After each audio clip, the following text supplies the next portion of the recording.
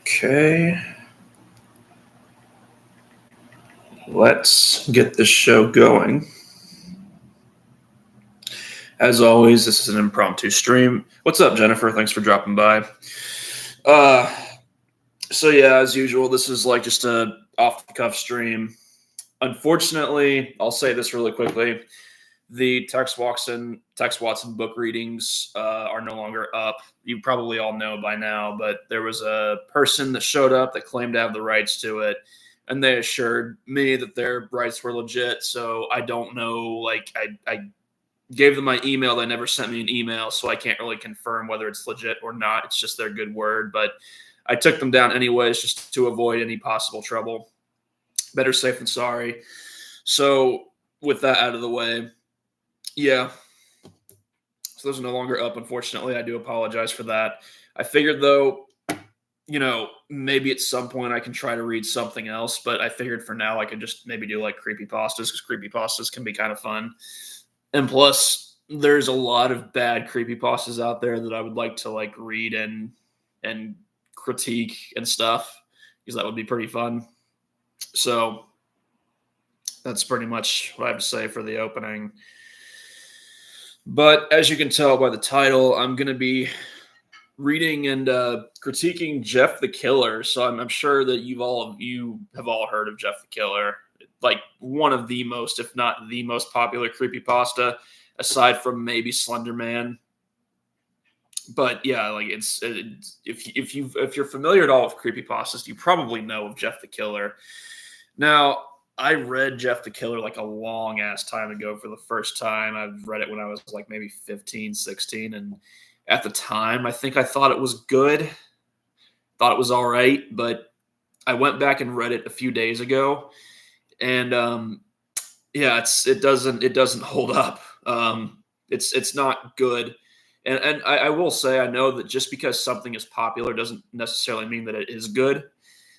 But for a story that is so popular, you would think that it would have some merit or some legs to stand on in terms of its writing and the development of the characters and stuff like that. But it doesn't. It's really bad. Apparently, it was revamped in 2015. The original writer did say that he had a different version, or he or she, whoever, had a different version. And I guess different things happened, but I don't know. But we're left with the story that's like publicly available, and that was the story that I read. But it's not good. So I'll get into it, and you'll have to excuse me. I will say that because the site that I am reading it from, the creepypasta site, is like buggy and glitchy as all fucking hell. So there might be times where I have to pause and stuff. Hey, Forbidden Journal, thanks for stopping by. Yeah, creepypastas. I decided to go with that since the book readings are now off the table for the foreseeable future anyways. So, but yeah, we're going to be doing Jeff the Killer. And like I said, I think everyone who is familiar with creepypastas in the slightest knows who Jeff the Killer is. Again, aside from like Slender Man, there's a few others like Sonic.exe and at Laughing Jack, and some others like Squidward Suicide is a big one. Ben Drowned, and a few others. But yeah, so we'll just start reading this, and I'll just like give my thoughts along the way and kind of give like critique and stuff. Not that I'm an expert or anything, but I read quite a lot. I read a fuck ton. I've read quite a few authors, and I think I can spot like fairly well what is like just straight up bad writing. So we'll just get into it. So this is Jeff the Killer. Excerpt from a local newspaper. Ominous unknown killer is still at large. After weeks of unexplained murders, the ominous unknown killer is still on the rise. After little evidence has been found, a young boy states that he survived one of the killer's attacks and bravely tells his story. Okay, give me just a second. Like I said, this site's very, very screwy. All right, quote. I had a bad dream and I woke up in the middle of the night, says the boy. I saw that for some reason the window was open, even though I remember it being closed before I went to bed. I got up and shut it once more. Afterwards, I simply crawled under my covers and tried to get back to sleep. That's when I had a strange feeling, like someone was watching me. So I'm guessing this is like a younger kid. Like right off the bat, I don't believe that a young kid who's being interviewed by the police is going to be talking like this, especially when we find out like what actually went down. So let me just continue reading. And this is still the boy talking. I looked up and nearly jumped out of my bed. There, in the little ray of light, illuminating from between my curtains, were a pair of two eyes. These weren't regular eyes. They were dark, ominous eyes. They were bordered in black and just plain out terrified me. That's when I saw his mouth, a long, horrendous smile that made every hair on my body stand up. The figure stood there, watching me. Finally, after what seemed like forever, he said it. A simple phrase, but said in a way only a madman could speak. He said, "Go to sleep." So again, this is still this boy that's talking. And again, the dialogue is it's not believable. It wouldn't even be believable if an adult were saying it, but this is a boy. This is not how, again, a young boy would be talking again after being questioned by the police about what happened, after being basically fucking traumatized like this. And even if it wasn't this type of event, like this isn't how most kids talk. I let out a scream. That's what set him at me. He pulled up a knife, aiming at my heart. He jumped on top of my bed. I fought him back. I kicked, I punched, I rolled around trying to knock him off me. That's when my dad busted in. The man threw the knife. It went into my dad's shoulder. The man probably would have finished him off if one of the neighbors hadn't alerted the police. They drove into the parking lot and ran towards the door. The man turned and ran down the hallway. I heard a smash, like glass breaking. As I came out of my room, I saw the window that was pointing towards the back of my house. I saw the window that was pointing towards the back of my house was broken. I looked out it. Didn't need to put it. I looked, damn it. Give me a second.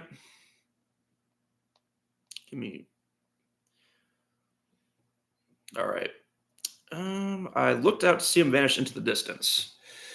I can tell you one thing. I will never forget that face, those cold, evil eyes, and that psychotic smile. They will never leave my head.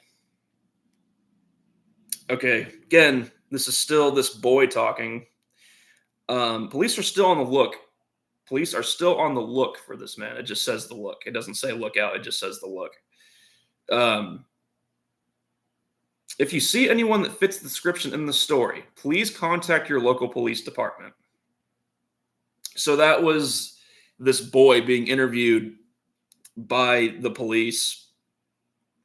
And it went on for that entire like paragraph. And again, this is a kid that just saw this random person in their bedroom who was trying to potentially kidnap them or assault them or kill them. And then he witnessed his father getting a knife thrown into his shoulder. It's no. A kid that just got traumatized like that is not going to be talking like that. So that's just the first thing. That's one of many things in the story that just doesn't make sense, and it's just not good or well written. And then after that, it doesn't even. It's not like it's not in chapters. It's like a space after a paragraph, and then it just gets right to the main story. Like there's no like, however many months later, or doesn't give us like the area or the state or the city of where Jeff and his family are. Even though, as we all know, the person that was being described was Jeff, but it doesn't say like however many months earlier, years earlier, or whatever. It skips right to the story. So it's very, very jarring. And maybe like when the story was still new, it was probably meant to like make you wonder who the person was, and then when you finish the story, it's like, oh, it's Jeff. But still, like a better break would have been appreciated between that and like the actual story, that's the main story. All right, continuing. So this just gets right in. Jeff and his family had just moved into a new neighborhood. His dad had gotten a promotion at work, and they thought it would be best to live in one of those fancy neighborhoods. And again, why did they decide to live in a fancy neighborhood? Jeff and his brother Lou couldn't complain though. A new, better house. What was not to love? As they were getting unpacked, one of their neighbors came by. Hello, she said. I'm Barbara. I live across the street from you. Well, I just wanted to introduce myself and to introduce my son. She turns around and calls her son over. Billy, these are our new neighbors. Let's see. Billy said hi and ran back to play in his house.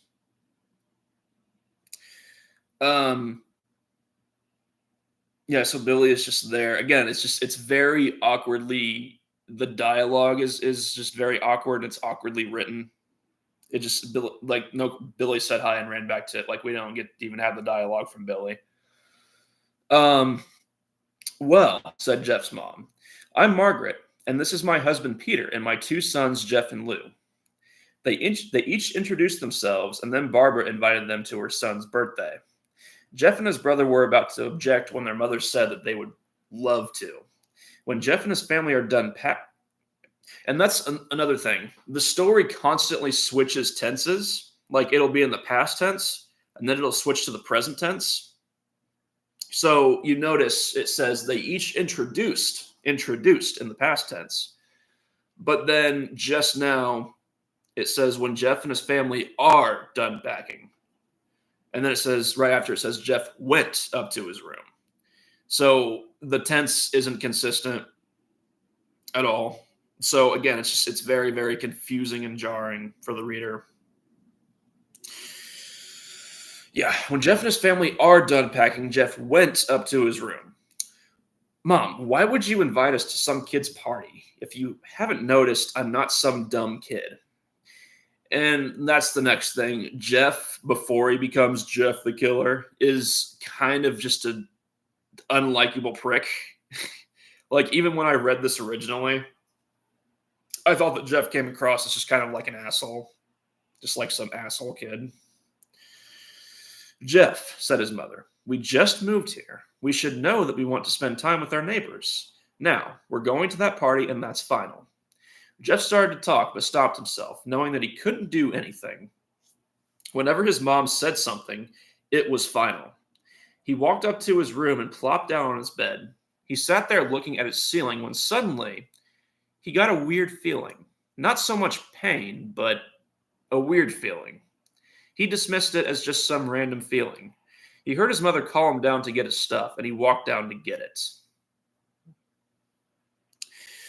And then it jumps to like the next day. And that's the thing, is when I went back and read this, there are several moments where Jeff like gets a weird feeling, and it's not really like it built upon or about what this feeling entails. It's just a weird feeling to kind of explain why Jeff becomes the way he is later on in the story. It's not very well expanded upon or anything. It's just kind of lazy, like kind of a way to just like it's barely explain why he becomes how he is when he becomes Jeff the Killer. So yeah, it still surprises me how popular this creepypasta was when really the only disturbing part of it was the image. Yeah, pretty much. And there was a thing going around that the image that was used was actually the image of a disfigured or deformed girl. I don't know if that's true or not, or maybe that was debunked. I don't know. That's what I had heard in a video that I watched about Jeff the Killer. But if that's true, then that's pretty fucked. Give me just a second. The creepypasta website is, I'm telling you guys, it's the shits. Uh, it literally just randomly reloaded the fucking thing. So give me just a second. All right. So continuing. The next day, Jeff walked downstairs to get breakfast and got ready for school. As he sat there, yeah, it was debunked. The origin behind an image is considered lost media that has an actual bounty for who can find. Okay, good to know. Yeah, I had heard that a while back, but I didn't know like how true it was. But as he sat there eating his breakfast, he once again got that feeling. This time it was stronger. It gave him a slight tugging pain, but just he once again dismissed it. As he and Lou finished breakfast, they walked down to the bus stop. They sat there waiting for the bus, and then all of a sudden, some kid on a skateboard jumped over them, only inches above their laps. They both jumped back in surprise. Hey, what the hell? And like, did they both say that, or like it doesn't specify whether they both said that, or if it's one of them just said that or something. We don't get that either. The kid landed and turned back to them. He kicked his skateboard up and caught it with his hands. The kid seems to be about 12. Again, it switches from past tense to present tense. The kid seems to be about 12. Again, is Jeff or Lou inferring that, or are we just being told that, or the kid seems to be about 12? 1 year younger than Jeff. So, like, did Jeff infer that, or and then we're just finding out that Jeff is apparently 13 because this kid seems about 12? He wears an Aeropostale shirt and ripped blue jeans. Well, it looks like we got some new meat. Suddenly, two other kids appeared. One was super skinny, the other was huge. Well, since you're new here, I'd like to introduce ourselves. Over there is Keith. Jeff and Lou looked over to the skinny kid. He had a dopey face that you would expect a sidekick to have. And he's Troy. They looked over at the fat kid. Talk about a tub of lard. This kid looked like he hadn't exercised since he was crawling. So the dialogue for the bullies is just shit. It's shit-tastic. It's as you can tell, it's incredibly cheesy. And then this right here. So again, I'm assuming that we're like viewing this from Jeff's point of view, because we keep getting these little asides like, oh, what a tub of lard or whatever. And then it says this kid looked like he hadn't exercised in like past tense since he was crawling. And the way that sentence is written, it's like it makes you think that looked like he hadn't exercised since he was crawling. So like, is he actually like crawling on his hands and knees, and like it makes his weight more apparent, or are you trying to say that like he hasn't gotten any exercise since he was like an infant, a toddler, and crawling was the only exercise that he got, and that was the last real exercise that he had? I'm guessing that's what the writer was going for, but the way that it's written makes it look like the kid is like actively crawling, and it is making his weight more apparent. So again, it's just very written in a very sloppy way. And I, said the first kid, am Randy. Now, for all the kids in this neighborhood, there is a small price for bus fare if you catch my drift. Lou stood up, ready to punch the lights out of the kid's eyes, when one of his friends pulled a knife on him. I had hoped you would be more cooperative, but it seems we must do this the hard way. Again, this isn't how a bully or bullies like this would talk. The kid walked up to Lou and took his wallet out of his pocket. So Jeff got that feeling again. Now it was truly strong, a burning sensation. He stood up, but Lou gestured him to sit down. Jeff ignored him and walked up to the kid. Listen here, you little punk. Give back my bro's wallet or else. Randy put the wallet in his pocket and pulled out his own knife. Wait. And pulled out his own knife. Didn't he already pull out a knife of his own? Wait. Okay, now I'm just confused. So, when one of his friends. Okay, so all right, it wasn't Randy. Never mind. That was my bad. Oh, and what will you do? Just as he finished the sentence, Jeff popped the kid in the nose. As Randy reached for his face, Jeff grabbed the kid's wrist and broke it. Randy screamed and Jeff grabbed the knife from his hand. Troy and Keith rushed Jeff, but Jeff was too quick. He threw Randy to the ground. Keith lashed out at him, but Jeff ducked and stabbed him in the arm. And again, this is another thing. Like, all of a sudden, out of nowhere, Jeff is just like this insanely like good fighter. Like, out of nowhere, we're not told if he's like taken like any sort of like lessons in fighting at all or anything like that. He's just all of a sudden just like great at fighting. Yeah, I forgot the suddenly Jeff. Yeah, became Batman. Yeah, it kind of reminds me of like Onision's book Stones to Abigail, of how like James just becomes like this great fighter that just like kicks the shit out of the whatever it was, the bullies or whatever, like the guys that like grabbed the girlfriend in that book or whatever. That's what it kind of reminds me of. But yeah, just all of a sudden just becomes, like you just said, Batman out of nowhere. RKO out of nowhere. Keith lashed out. Keith dropped his knife and fell to the ground screaming. Troy rushed him too, but Jeff didn't even need the knife. He just punched Troy straight in the stomach, and Troy went down. As he fell, he puked all over. Lou could do nothing but look in amazement at Jeff. Jeff, how'd you, was all he said. So it's written, Jeff, how'd you, ? There's no like ellipses after, just Jeff, how'd you ? As if it was a full sentence. They saw the bus coming and knew they'd be blamed for the whole thing. So they started running as fast as they could. As they ran, they looked back and saw the bus driver rushing over to Randy and the others. As Jeff and Lou made it to school, they didn't dare tell what happened. All they did was sit and listen. Lou just thought of that as his brother beating up a few kids, but Jeff knew it was more. So Lou is just brushes it aside as Jeff beating up even though we saw that Lou was just like looking on and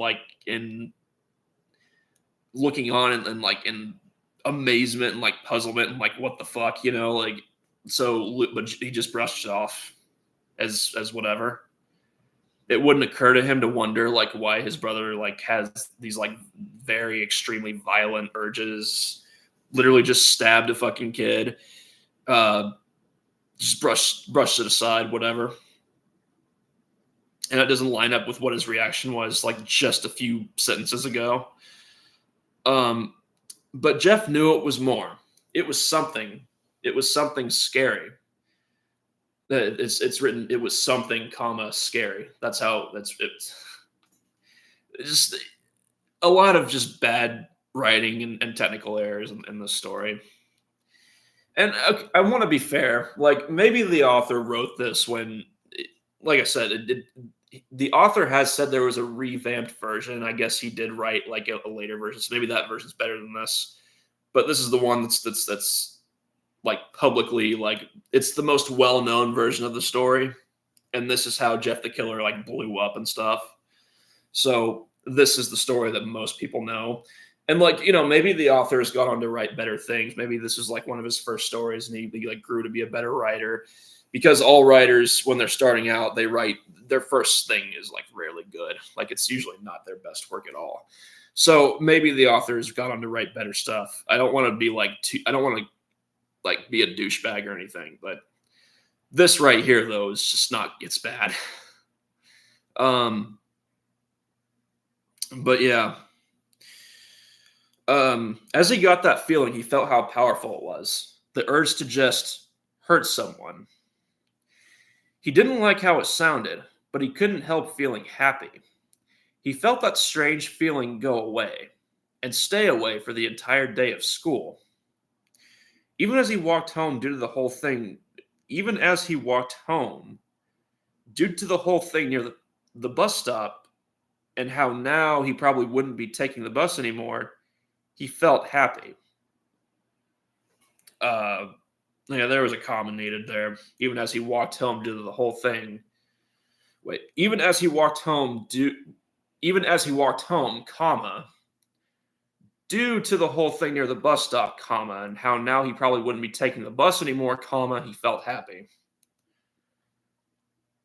And that could have just been like worded better, or it almost feels like a bunch of fragments like glued together. I can tell you this much: the dude who wrote Sonic.exe has wrote even worse stories and got added as a predator. I heard about that. Yeah, the author was chatting with like underage kids or whatever. Like I heard about that. I've read Sonic.exe too. Again, I read it a long ass time ago, like almost 10 years ago, maybe longer than that. And again, I thought that it was good at the time, but it would probably be the same thing as this. But yeah, I heard about the author being like, and didn't like his story got put into like a site for bad creepypastas, and he like freaked out about it. Was like made like this insane declaration. Yeah, the author's a fucking psychopath, fucking crazy. Yeah, I can believe he's written like worse. I definitely can believe that. Let's see. He didn't like how it sounded. Oh, excuse me.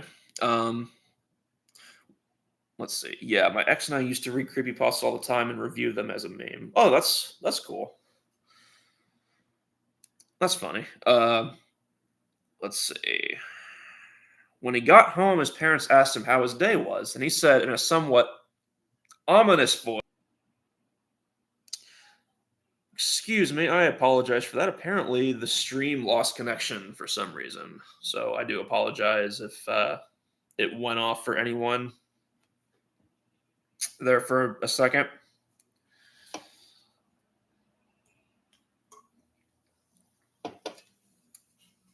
All right.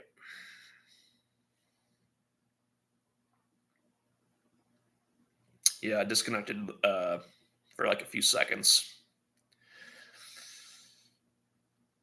So I do apologize. Yeah, yeah, it said that I lost connection. So I don't know. It's been acting up as of late for some reason. Also, like my cell phone service will just randomly like go out, like have no bars at all.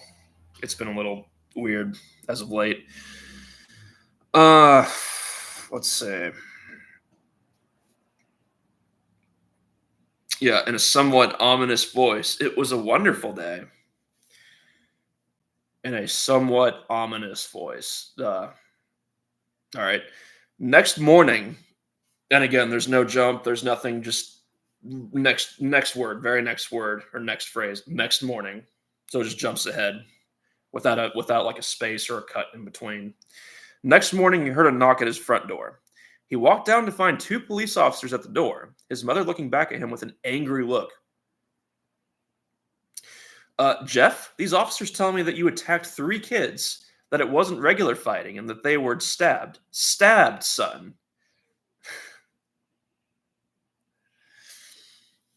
Um, that's funny. That it wasn't regular fighting, and that they were, as in like, reg, again, what would be the mom's idea of regular fighting? What, that they started it first? Um. All right, website's glitching on again. I apologize. Um, fuck.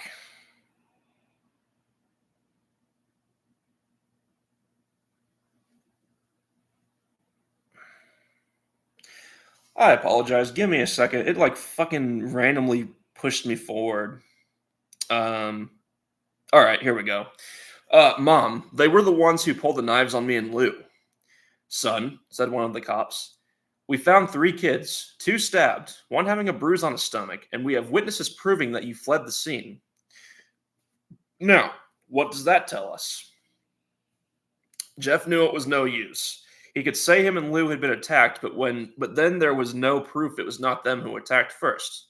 They couldn't say that they weren't fleeing, because truth be told, they were. So Jeff couldn't defend himself or Lou.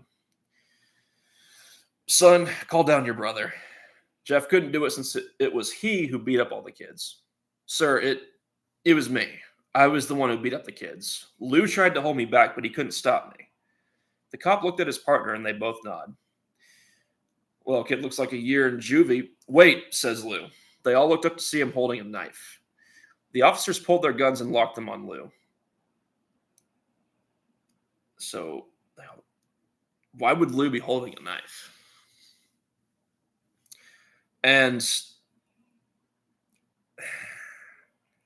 so Lou is Jeff's older brother, I think, right? And I don't know. I don't. That seems like a bit of an overreaction, but all right, whatever. Um, it was me. I beat up those little punks. Have the marks to prove it. He lifted up his sleeves to reveal cuts and bruises, as if he was in a struggle. Son, just put the knife down, said the officer. Lou held up the knife and dropped it to the ground. He put his hands up and walked over to the cop. No, Lou, it was me. I did it. Jeff had tears running down his face. Huh, poor bro, trying to take the blame for what I did. Well, take me away. The police led Lou to the patrol car. Lou, tell them it was me. Tell them. I was the one who beat up those kids. Jeff's mother put her hands on his shoulders. Jeff, please, you don't have to lie. We know it's Lou. You can stop. So the mom just believes it automatically. Okay. Jeff watched helplessly as the cop car speeds off with Lou inside. A few minutes later, Jeff's dad pulled into the driveway, seeing Jeff's face and knowing something was wrong. Son, what is it? Jeff couldn't answer. His vocal cords were strained from crying.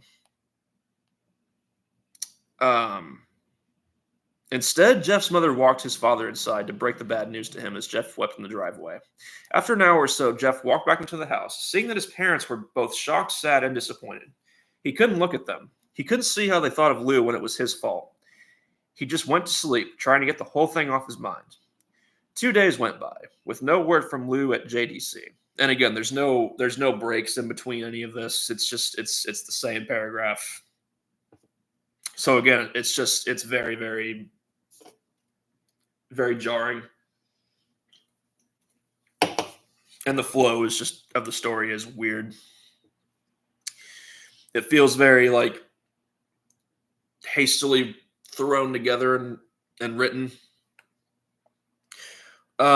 No friends to hang out with. Nothing but sadness and guilt. That is until Saturday, when Jeff is woken up by his mother with a happy, sunshiny face. Yeah, sunshiny face. That's not, no. Also, why would the mother be happy? Like, given what's happened with Lou and everything, like, why all this? Like, after a few days, she's just back to normal. Everything's fine. You know, Jeff, it's the day, she said as she opened up the curtains and let the light flood into his room.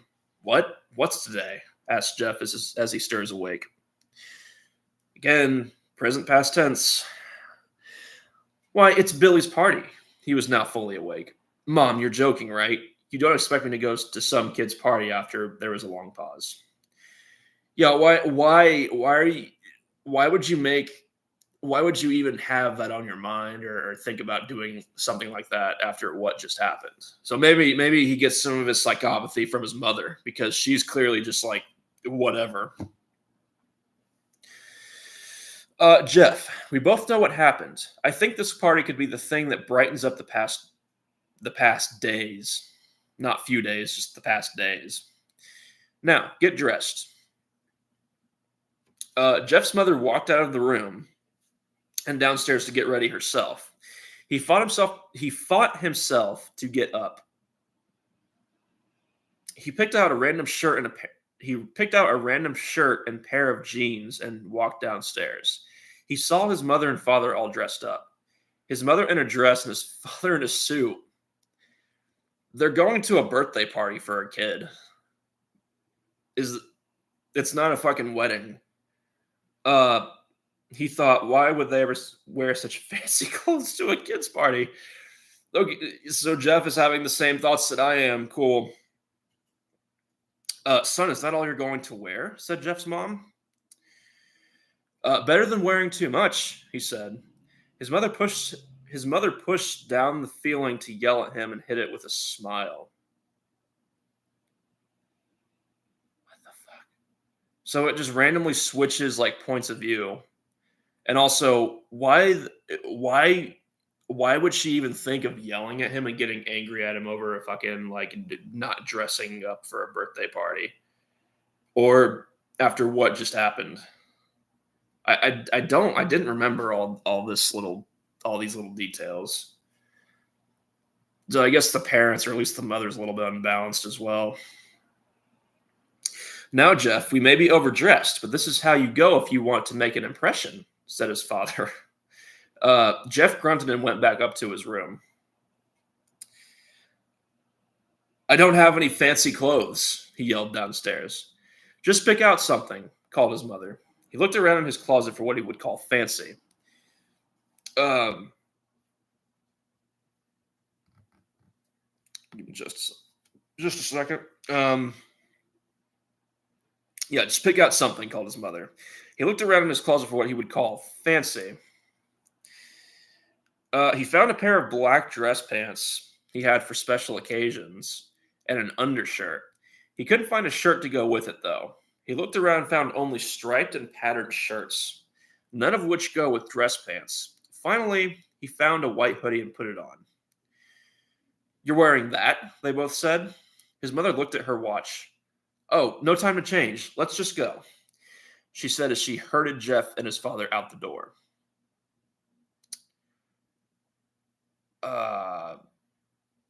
They crossed the street over to Barbara and Billy's house. They knocked on the door, and it appeared that Barbara, just like his parents, they knocked on the door, and at it appeared that Barbara, just like his parents, way overdressed. Okay, should say was way overdressed. I think that's just like I forgot to. At this point, you get the idea. There's a lot of mistakes in this. Yeah, it's written as they knocked on the door, and at it appeared that Barbara. Just say they knocked on the door, Barbara appeared, and she was also way overdressed. As they walked inside, all Jeff could see were adults, no kids. The kids are out in the yard. Jeff, how about you go and meet some of them, said Barbara. Jeff walked outside to a yard full of kids. They were running around in weird cowboy costumes and shooting each other with plastic guns. He might as well be standing in a Toys R Us. Suddenly, a kid came up to him and handed him a toy gun and hat. Hey, want to play? He said. It's actually spelled as Pway, as Pway.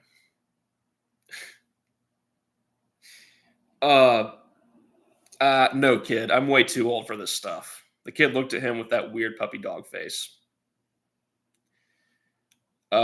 Please, said the kid. Fine, said Jeff.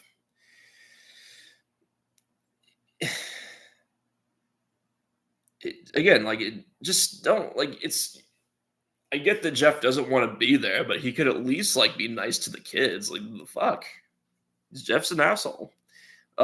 He put on the hat and started to pretend.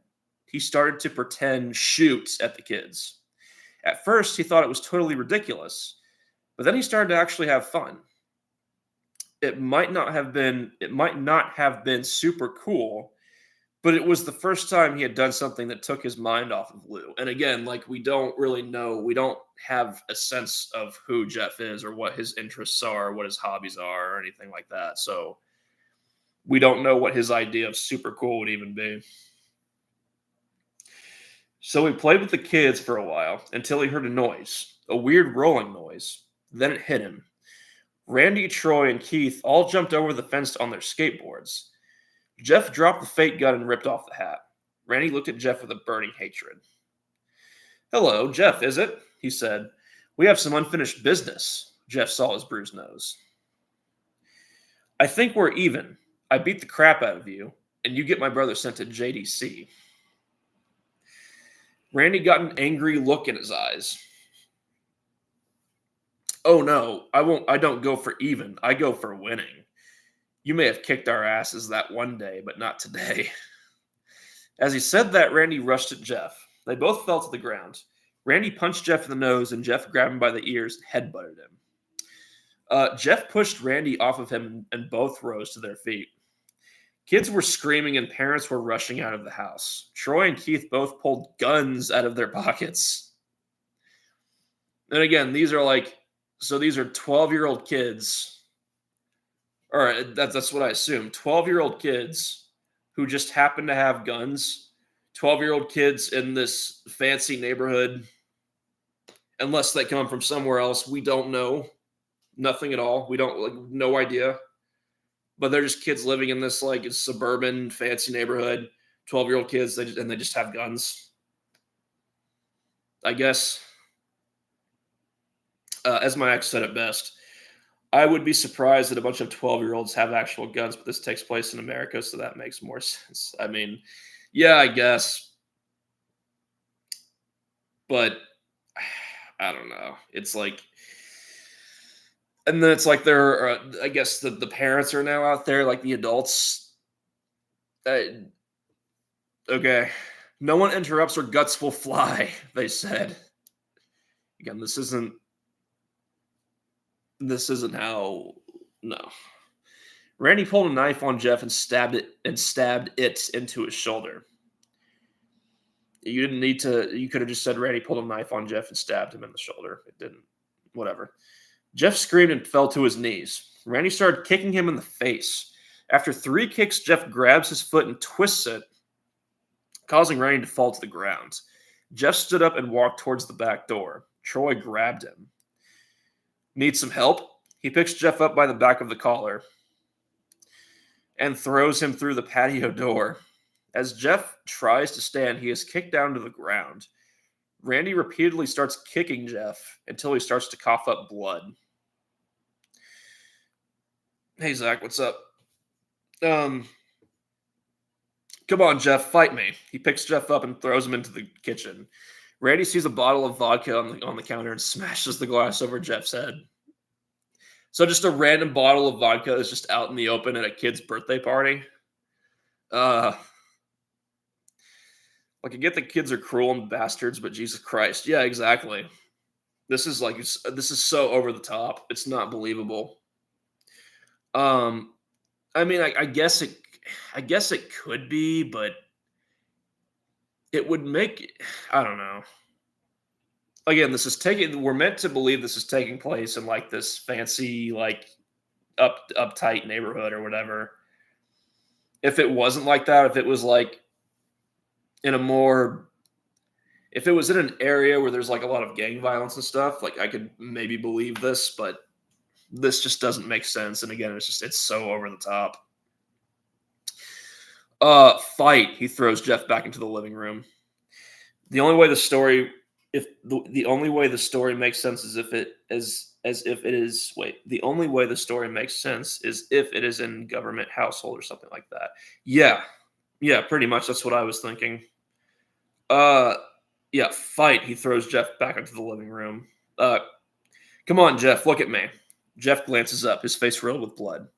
I was the one who got your brother sent to JDC. And now you're just going to sit here and let him rot in there for a whole year? You should be ashamed. Jeff starts to get up. Again, that's not what that's no. That's not what a bully would be fucking saying. Oh, finally, you stand and fight. Jeff is now to his feet, blood and vodka on his face. Once again, he gets that strange feeling, the one in which he hasn't felt for a while, and which we don't really get isn't like further explained to us other than it's a strange feeling and it's like kind of a painful feeling, like a burning sensation. But like other than that, we haven't really gotten anything further in terms of like what this feeling actually is. Like, is it a feeling that makes him want to hurt people or see people get hurt or see people in misery? Like, you know, Batman mode activated again. Yeah. Hey, Crusader, what's up? Thanks for dropping by. Just reading some bad creepypastas. Jeff the Killer, in this case.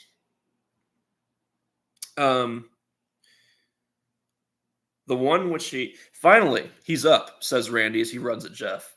That's when it happens. Something inside Jeff snaps. His psyche is destroyed. All rational thinking is gone. All he can do is kill.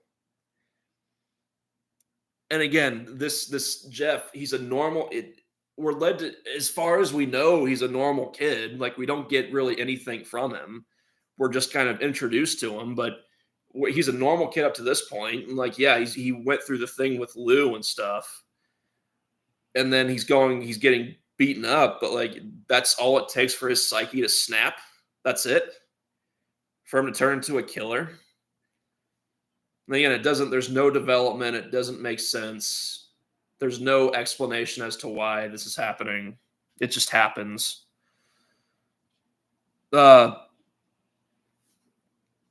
He grabs Randy and pile drives him to the ground. So wait, he actually like gets him to like a tombstone pile driver like the Undertaker and like just like pile drives him to the ground.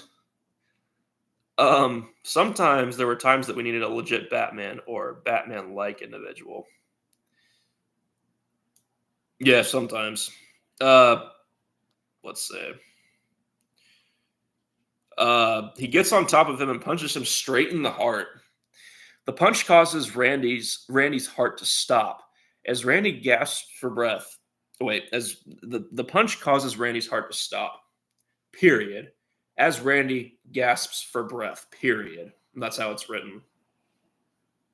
Jeff stammers down on him. Excuse me. Jeff hammers down on him. Punch after punch, blood gushes from Randy's body until he takes one final breath and dies. Everyone is looking at Jeff now. The parents, the crying kids, even Troy and Keith. Although they easily break their gaze and point their guns at Jeff. So they're just standing there like, and the parents haven't tried to like call the police or do anything. Just standing there watching this shit go down. Now, why have the parents not tried to apprehend these kids or do anything? Like, again, they're just standing there watching. As he runs, Troy and Keith let out fire on him, each shot missing. Jeff runs up the stairs. He hears Troy and Keith follow up behind. As they let out their final rounds of bullets, Jeff ducks into the bathroom. He grabs the towel rack and rips it off the wall. Troy and Keith race in, knives ready. So they threw the guns away, I guess, and had knives with them. Fuck. Fuck.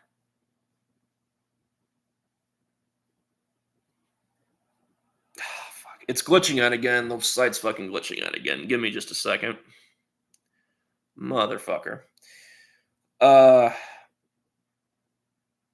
Jeff was literally supposed to be a normal kid, meaning he would have been mentally fine. You can't just be a psychopath that just happens out of nowhere. You're either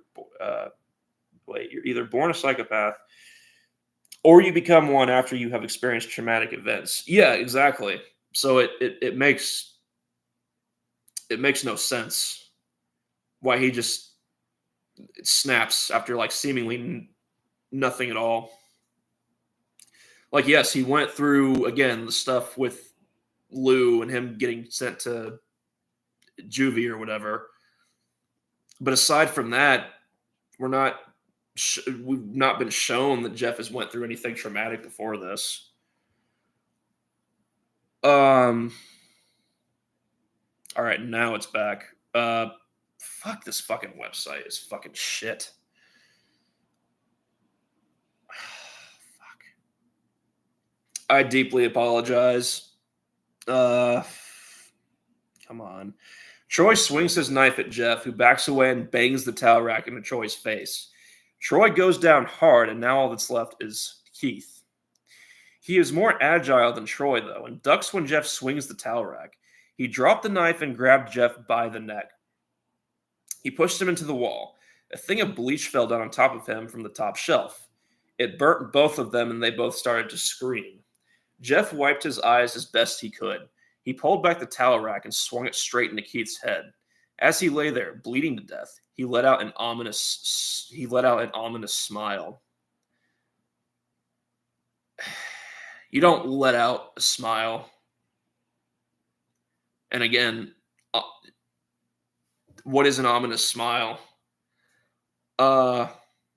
Which actually creates sociopaths more like. It would stand to reason. What's so funny? Asked Jeff. Keith pulled out a lighter and switched it on. What's funny, he said, is that you're covered in bleach and alcohol. Jeff's eyes widened as Keith threw the lighter at him. As soon as the flame made contact with him, the flames ignited the alcohol in the vodka. While the alcohol burned him, the bleach bleached his skin. Jeff let out a terrible screech as he caught on fire. He tried to roll out the fire, but it was no use. The alcohol had made him a walking inferno. He ran down the hall and fell down the stairs. Everybody started screaming as they saw Jeff. Again, have the parents that are here done anything? Have they called the police? Anything at all? They're just letting this happen? The last thing Jeff saw was his mother and the other parents trying to extinguish the flame.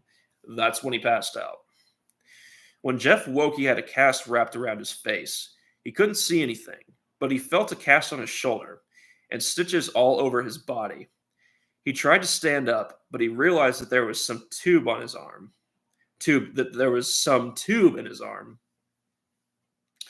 And when he tried to get up, it fell out, and a nurse rushed in. I don't think you can get out of bed just yet, she said as she put him back in his bed and reinserted the tube. Jeff sat there with no vision, no idea what his surroundings were. Finally, after hours, he heard his mother. Honey, are you okay? She asked. Jeff couldn't answer, though. His face was covered and he was unable to speak. Oh, honey, I have great news. After all the witnesses told the police that Randy confessed of trying to... After all the witnesses told the police that Randy confessed of trying to attack you, they decided to let Lou go.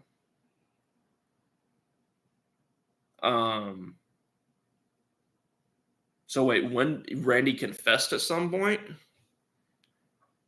After all the witnesses told the police. So what, all the witnesses that had seen the original fight came to the police, and that's when Randy confessed? This made Jeff almost bolt up, stopping halfway, remembering the tube coming out of his arm. He'll be out by tomorrow, and then you two will be able to be together again. Jeff's mother hugs Jeff and says her goodbyes. The next couple of weeks were those where Jeff was visited by his family. Then came the day where his bandages were to be removed. His family members were all there to see it. God damn it. All right, so it just randomly reloaded the page. So once again, let me find my place. I do apologize, but we're at the point where uh, Jeff has had whatever surgery on his face or whatever, and he's about to take the bandages off. And I think, if I remember correctly, this is where he like goes full like psycho, I guess, if he hasn't already. Because, like I said, I read this like so fucking long ago.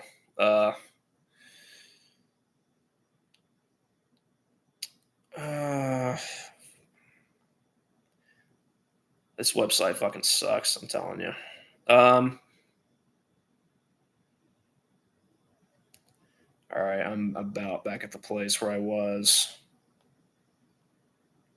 Again, I do apologize for the delay. Let's see. All right, here we go. They came the day his family members were all there to see it, what he would look like. As the doctors unwrapped the bandages from Jeff's, like, what would they expect him to look like? Like, probably a burn victim. Which I guess the author thought the bleach would explain things, but yeah, it goes without saying that what Jeff looks like is not what an actual burn victim would look like, even with the bleach. So every time I read this part, I cringe because that isn't how burns work. Yeah, exactly. Like as the doctors unwrapped the bandages from Jeff's face, everyone was on the edge of their seats. They waited until the last bandage holding the cover over his face was almost removed. Let's hope for the best, said the doctor. Why the fuck would you say that? A doctor wouldn't say that. No. He quickly pulls the cloth, letting the rest fall from Jeff's face.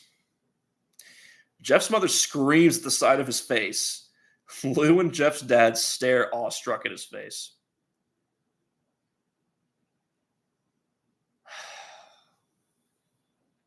I don't remember the mother being this insufferable. Like, your kid just got fucking burnt. Your kid's a fucking burn victim. I don't know. I guess maybe it would be an actual reaction. I don't know. I'm not a parent, obviously, so maybe I can't say. But like, if I had a kid he got his face burnt, and he got some like medical procedure on it, and like the bandages are coming off the face or whatever, I would not fucking scream. I would not do that, because that would just make my hypothetical kid, like, I would imagine, just make him feel worse. Yeah, no. Why the fuck? What happened to my face? Jeff said. He rushed out of the bed and ran to the bathroom. He looked in the mirror and saw the cause of the distress. His face. It's horrible. His lips were burnt to a deep shade of red. His face was turned into a pure white color. And his hair was singed from brown to black. He would have no fucking hair. He didn't dye his hair. He slowly put his hand to his face. It had a sort of leathery feel to it now. He looked back at his family, then back at the mirror. Jeff, said Lou, it's not that bad. Not that bad, said Jeff. It's perfect. His family was equally surprised. Jeff started laughing uncontrollably. Jeff started laughing uncontrollably. His parents noticed that his left eye and hand were twitching. I'm guessing that was a typo because there's no period after uncontrollably. His parents noticed that his left eye and hand were twitching. So I guess this means that Jeff has just finally snapped fully and gone insane. The birth of Jeff the Killer has to be one of the most poorly origin stories to be told. Why would Jeff still have hair, now black? He would have been bald already, and his skin shouldn't be all. Yeah, exactly. It makes no fucking sense. And I just want to look. this story right here, Jeff the Killer, this story, one of the most popular creepypastas of the genre of creepypasta stories. Like, this is one of the most popular ones. Like, I've read creepypastas that aren't nearly as popular, aren't nearly as well known, that are so much better than this. They're like much better writing, much better characters. But this one like is one of the most popular and one of the most recognized stories and characters. It's a shame. Uh, let's see. How does his lips turn red when he loses lips? Yeah, I would. Yeah, I would assume so. So none of it makes sense. Um, Jeff, are you okay? God damn it. David Neer does a better reinvention of Jeff the Killer. Yeah, I haven't read. Yeah, I haven't read that one. Is that like the redone version or like a rewritten version? And once again, I fucking lost my place because this fucking creepypasta site is a piece of shit. The morgue files. All right.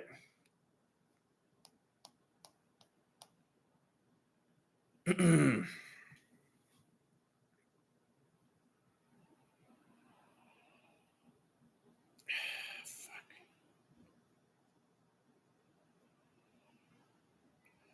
All right. Give me just a second. All right. Jeff, are you okay? Okay. I've never felt more happy. Look at me. This face goes perfectly with me. He couldn't stop laughing. He stroked his face, feeling it, looking at it in the mirror. He stroked his face, feeling it.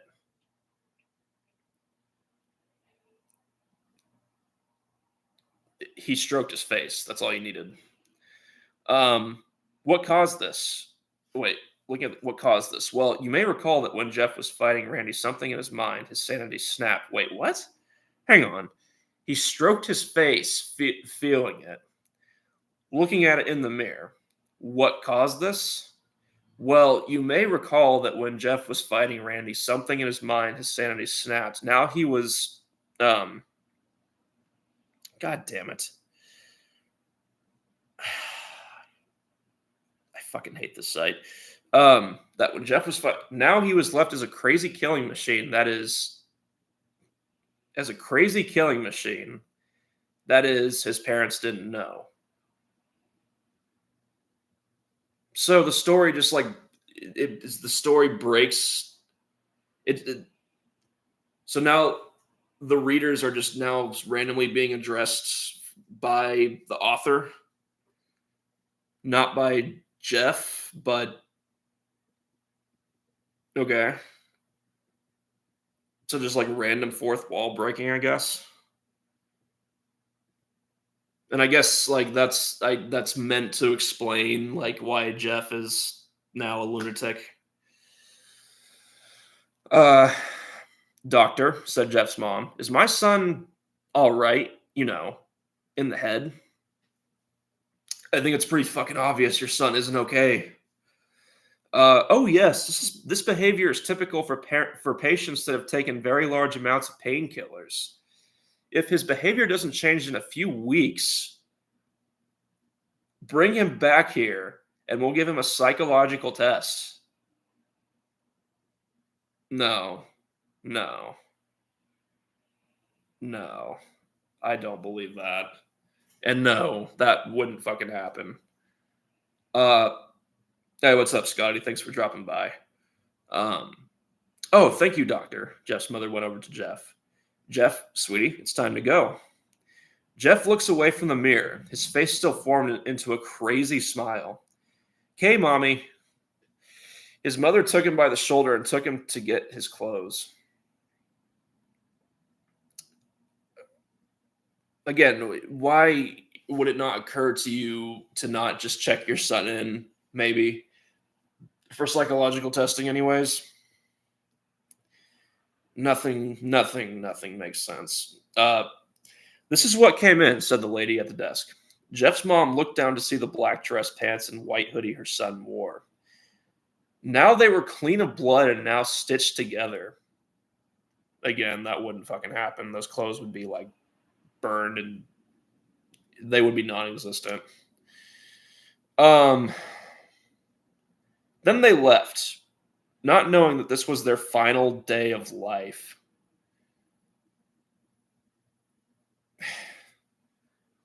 It's like foreshadowing to a crazy amount. But besides that, it's quite clear that this author did not do a lot of research on what happens when alcohol and as well bleach actually does to your body when lit up. Yeah, that's definitely true. Is it possible that the author back then was likely in middle school or high school or something? Possibly. Uh, I the author I believe is like fairly anonymous. So they could have very well. I said earlier that this could have been just like something that they wrote very very early on.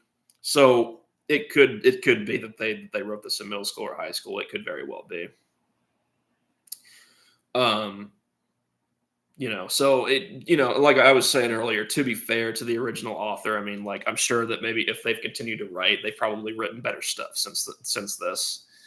So to be fair to the author, like, I know that the Aragon series, was written like when the author wrote that, I think he was like in, I think, high school, early high school. Um, and a lot of people like those books, but I know that, like, for people who read a lot of fantasy, particularly people from like the fantasy community, whatever you want to call it, are pretty critical of that series.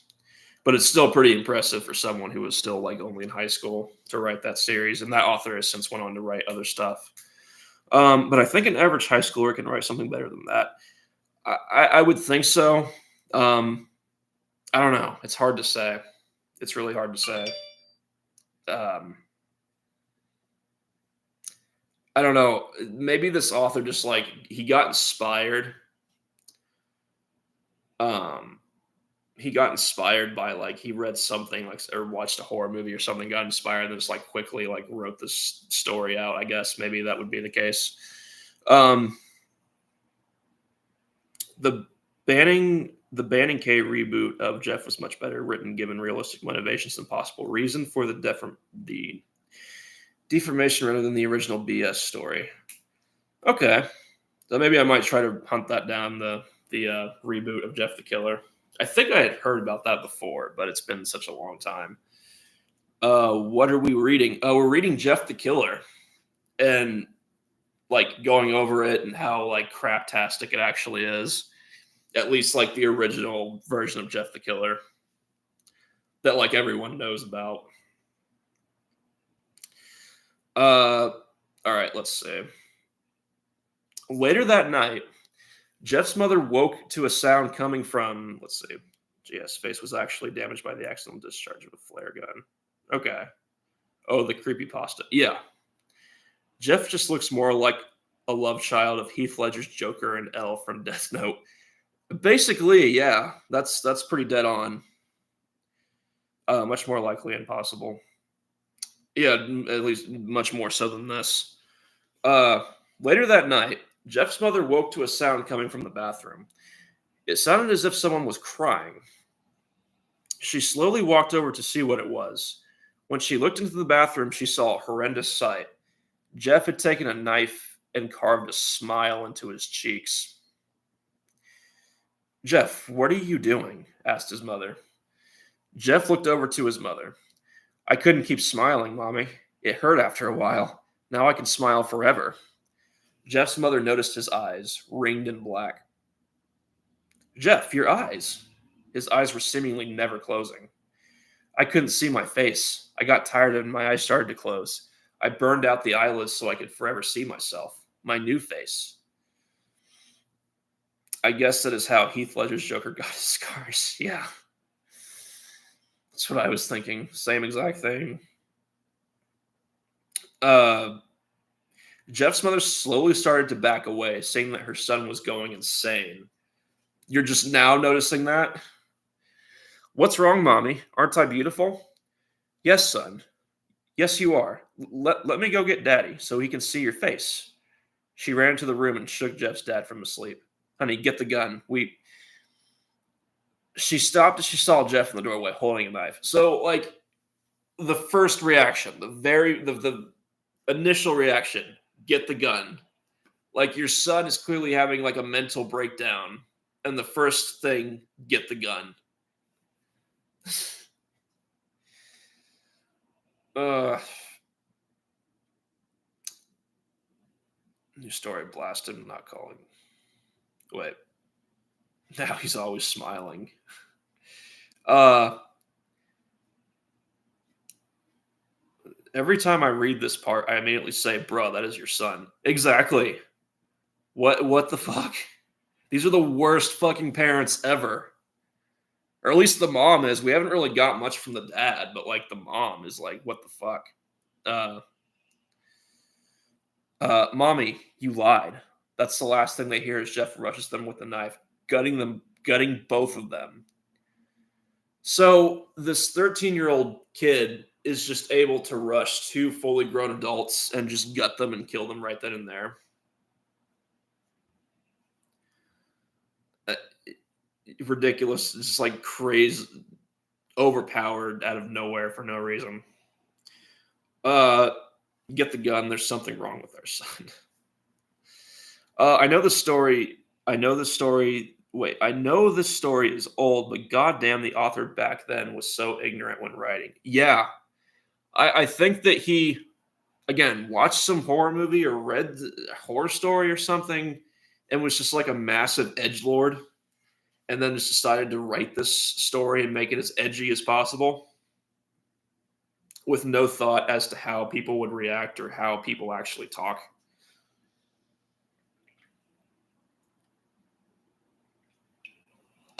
And like again, the guy who wrote the Aragon series, initially he was in high school, and like that series has a lot of problems, but it's so much better than this.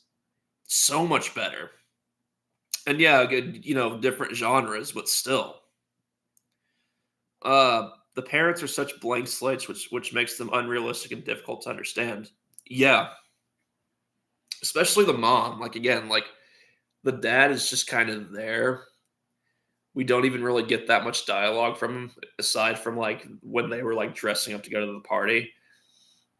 But like we get like nothing from the dad, and the mom is just like unbalanced and weird. Like if they revealed he was injected with a super soldier serum, then it would probably make a little more sense. But still, yeah, even with adrenaline, it'd be impossible, if not very difficult. Yeah. Again, this is a 13-year-old kid. Uh, okay. His brother Lou woke up, startled by some noise. He didn't hear anything else, so he just shut his eyes and tried to go back to sleep. As he was on the border of slumber, he got the strangest feeling that someone was watching him. He looked up before Jeff's hand covered his mouth. He slowly raised the knife, ready to plunge it into Lou. Lou thrashed here and there, trying to escape Jeff's grip. Shh, Jeff said. Just go to sleep.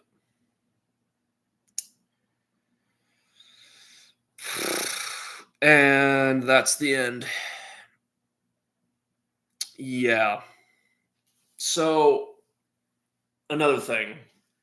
Why the fuck would Jeff take out his brother? Why would he go after his brother? Why? After everything in the story, after like when Lou gave himself up, to protect his brother, and Jeff was devastated by it.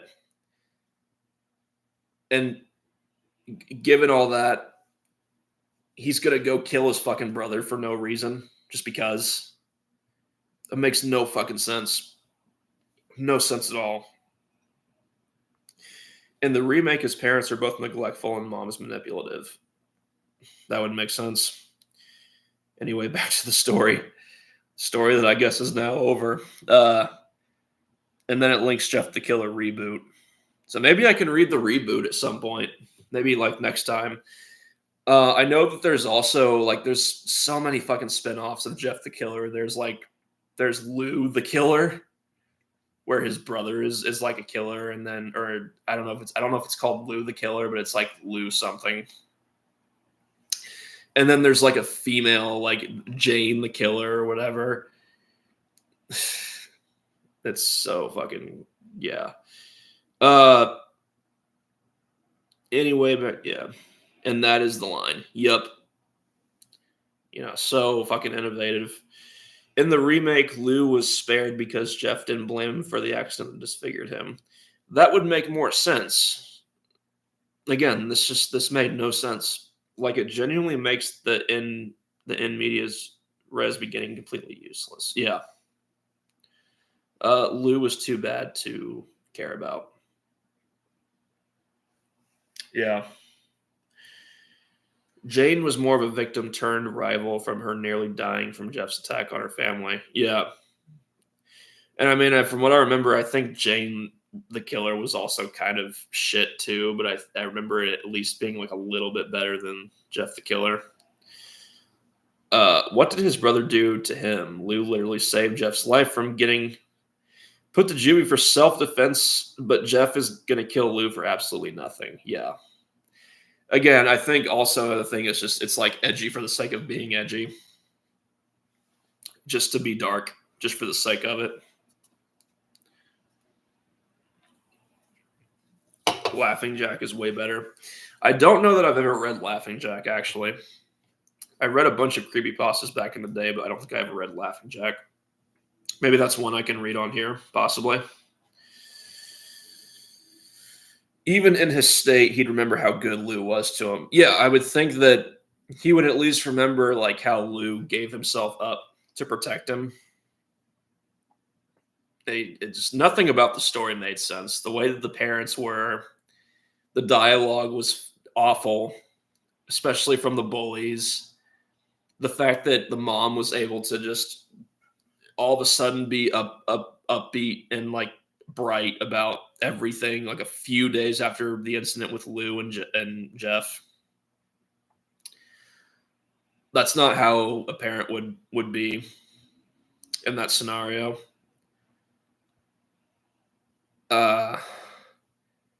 Fragments, but of good memories rather than their parents. Yeah. Man, the writers back then were so apparently. Yeah, just nothing made sense. There were a lot of grammatical errors, and I feel like this story was typed up very quickly. Like maybe in the span of a few days. And then just that's yeah. Back when Edge determined the popularity of one's work. Yeah. It's like this one. There was a channel called Hudo Hoodlum's Revenge. And I think his channel is still around, but he did a lot of. I think he still does videos about creepypastas. And he did a video about like the top 10 most overrated creepypastas. And Jeff was in the list, and there were a few others. Some were solid. However, the majority of writers now for creepypastas didn't improve anything. Instead, they've made them worse. Toby was pretty decent. All the famous creepypasta killers' name starts with a J. Do they?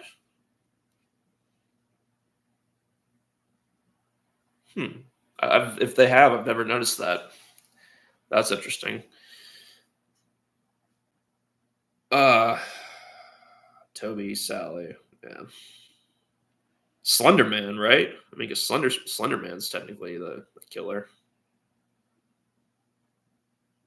Yeah, Hudo Hoodlum. Yeah, I used to watch him a lot, like way back in the day when I was like really into creepypastas. One really good creepypasta story that I will recommend is the Colorado fishing trip. It doesn't have like a monster or like a killer or anything, but it's a good solid horror story. I'd recommend it. Slenderman was the figurehead of the community. Yeah. Well, I think Slenderman. From what I remember, Slenderman was better than Jeff the Killer by a lot. I don't read creepypastas now. I don't really I don't really read creepypastas much anymore either, but I'll still like go back. I'll more listen to them because there's channels like Creeps McPasta, and there was also Mr. Creepypasta from back in the day, but I don't know if he's even still around. I heard that Mr. Creepypasta either took his channel down or took a lot of his work down. Tiki Toby was much better than Jeff the Killer. I've heard of Tiki Toby. Haven't read it, but I honestly I think just about anything will be better than Jeff the Killer. Excellent entry from the image contest it was in. Toby's motive made sense. Yeah, like I'll have to read Tiki Toby because I don't believe I've read that one yet. But Creeps McPasta was outed by his victim as a wait what? Wait time. What the wait? Creeps McPasta. Wait, that's the Creeps McPasta was outed by his victim as a groomer. I legit did not know that because I haven't watched Creeps McPasta in like forever. Like around 2016, 2017, 2018, I listened to him a lot, but that's fucked. That's so disappointing.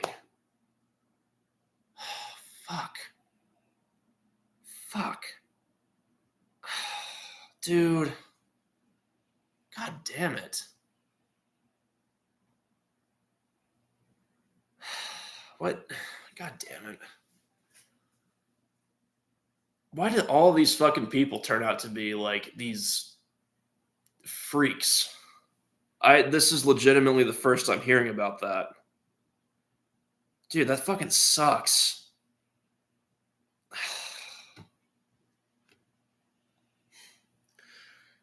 Laughing Jack has some problems, but at least the writer put some effort into that story, while the author of 2011, Jeff the Killer, was doomed from the start. Yeah, pretty much.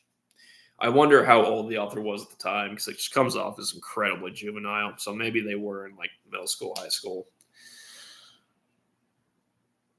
Would you be down to check out some of my writing? Yeah, Gage. Yeah, I check it out. Absolutely.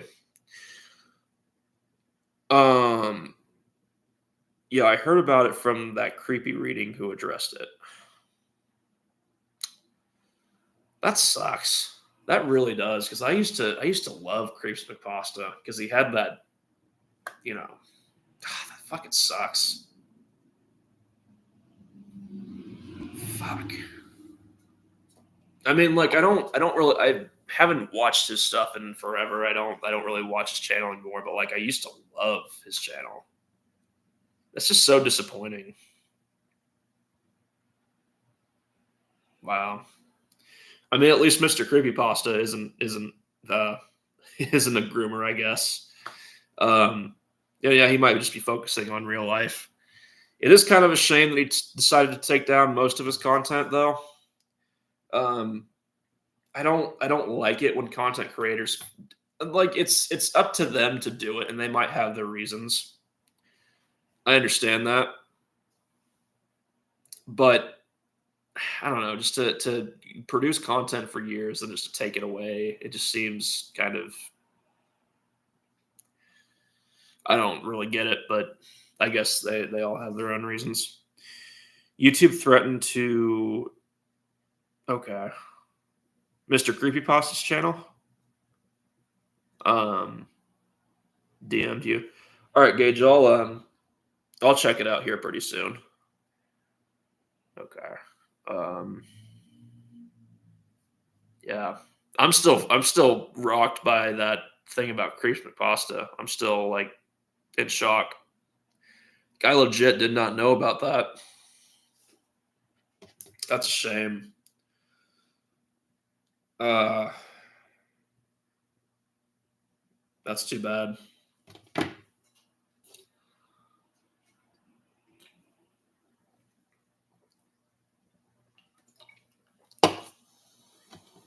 That really, really, that's a letdown. All these, I mean, it feels like a pattern. Like all these YouTubers that people like. I mean, not all of them, obviously, but like a lot of them just get outed for getting up to just some degenerate shit like that. It's a shame. There was this one YouTuber. The name's escaping me at the moment, but oh, uh, Feature Man, I think is his name. Uh, yeah, Feature Man. He did videos. He did really like mundane videos where he was basically just like eating and reviewing food, and it was really like basic food. It was like canned Kroger brand like soup or whatever, or like frozen meals. But he would like just eat these meals and kind of review them, and then he would also talk about other stuff. And like it wasn't necessarily like engaging content, but it was like relaxing content that you could just like throw on and like and kick back and just relax to if you needed to just like get your mind off of shit. And then it came about like earlier this year that he was like this fucking pedophile, or is a pedophile, because he had like groomed kids back in the day, because he used to be involved in the entertainment industry, because he would talk about like celebrities that he worked with back when he was working in that field. And when I found out about that, again, just a fucking shame.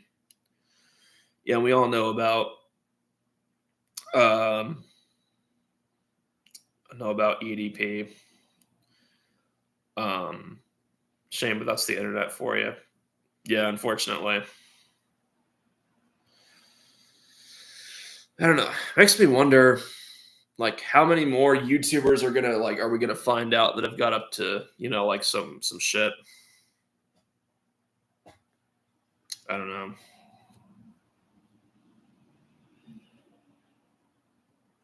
About EDP. Wait, who is? I'm sorry. Let's not look under that rock. Yeah, I don't know. There's a few that I get kind of weird vibes from, but I don't want to. Like, I don't. I'm not.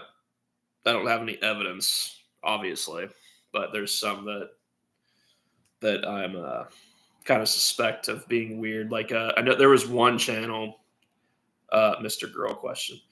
I'm not very familiar at all with Mr. Girl. I've heard of him, but I I don't really know what he's all about, what his channel's all about. I was leaning more towards like um fuck, that one drama YouTuber, the Cuties Fanatic. Oh shit. Okay.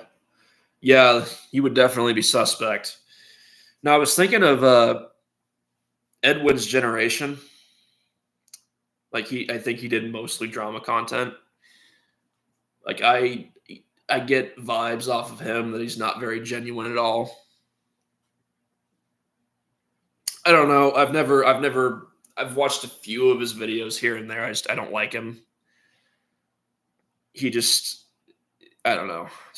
I get a very odd vibe from him. And maybe that could be like a groomer type vibe. Maybe just me thinking he's a douchebag. I don't know. It could be both, but I get weird vibes from him.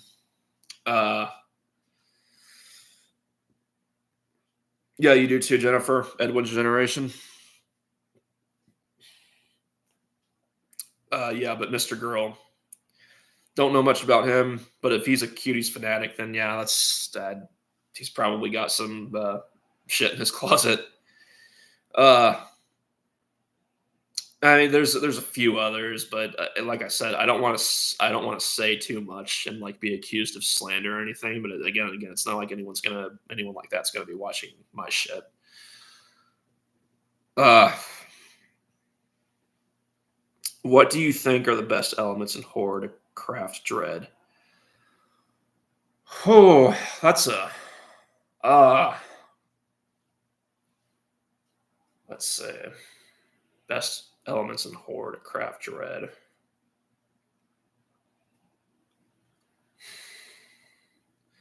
I think that would be something I'd have to think about for a while. But let's see.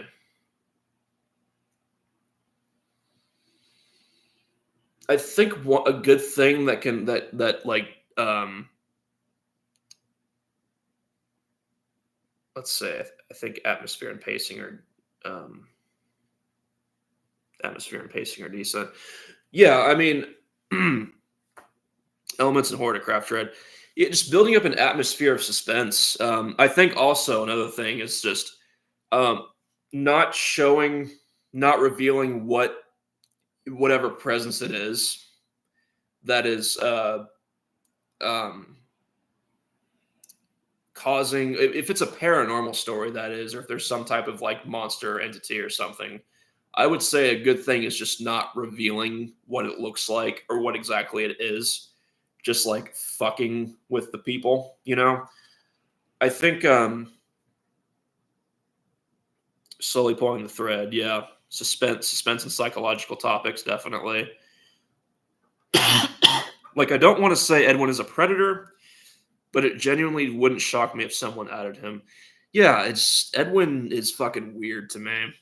He's fucking, I don't know. There's just something about him. I don't like him. I've never liked him. It feels incredibly fake. I know it's kind of a cliche to say, but still. Crusader, sorry, I'm back. You're good, Crusader. But no, like Gage, your question, I think that a good example of a story building up dread is actually Stephen King's The Shining, the book that is, not the movie. You could, I guess the movie, I guess, builds up decent suspense and dread, but I think the book is a really good example of how to build like an atmosphere of like dread and suspense and tension and stuff like that. Um, and I guess another thing for me that is good that is like that's good for building an atmosphere of dread is maybe like some fighting, like some ongoing like conflict and fighting between the characters, the main characters. So if it's like a family that you're dealing with or a couple, that's the main characters, then like maybe ongoing conflict or arguments between them beforehand. And then when the story is starting, that's established. And so then like when they like go into the main, when it gets to the main horror of the story and these characters are going through it, they already have this conflict between them. And so it makes the dread and suspense like that much more um, palpable, because then you're wondering, well, what's, I mean, they're already fighting and there's already all this fucking conflict between them. So are they even going to be able to survive this if they like, are they going to be able to work as a team or something? Like, if that makes any sense. But I think that's a good way to build up atmosphere and atmosphere of dread too. If we're talking about like a story that may or may not have any like paranormal elements or anything like that. Um, Jack is losing it, but not sure when he'll blow up. Are we talking about oh yeah, exactly. See, one thing that I liked about The Shining, the novel, as opposed to the movie, is that in the book, Jack Torrance is, I love Jack Torrance in the book, the character, because to me he is a perfect example of a flawed character. In the movie, he's made out to be kind of like almost like just this like psychotic person from almost the very beginning, and there's no real connection seemingly between him and Wendy or him and his son. Whereas in the book, even though he's done some like terrible things beforehand, before the story, and that he is like a struggling alcoholic, you can tell that he actually like he genuinely cares for his son and his wife. Like he genuinely cares for his family and wants to do the best for them and try to provide for them. So that makes it all the more tragic when the hotel starts fucking with his mind and starts fucking with him and taking control of him. Whereas in the movie, it doesn't even really matter and make that much impact because it seems like Jack doesn't even really care for his own family in the beginning of the movie anyway. So, you know, play Silent Hill 2, the dread and intensity feel. I think I started to play Silent Hill 2 on the PlayStation 2. I don't remember how far I got, but I remember that game having a very, very good atmosphere of suspense. Silent Hill 2 is where I drew some inspiration, but also wanted to distance it from taking too much. Yeah, that makes sense. Um, yeah, the Silent Hill games, from the ones that I've played, anyways, like they do a pretty good job of building up a atmosphere of horror. I think when we're talking about like movies and stuff and TV shows that are horror based, another thing that's way too overused is jump scares. Like jump scares don't create an atmosphere of horror or suspense. It just creates an atmosphere of shock, and that's really it. 1 to 3 are perfect. Everything after utter shit. Yeah, I can believe that. Cheap scare. Yeah, I mean that's really all they are. Is just it's cheap jump scares. They're way overused at this point, and half the time you can always tell when they're coming. You can tell when a jump scare is coming because it's like everything will go silent, or there'll be music building up to it, and all this crap, and it's so overdone. It's a lazy way to make a horror movie. True, they are overdone. Yeah, ruins pacing and immersion, very much so.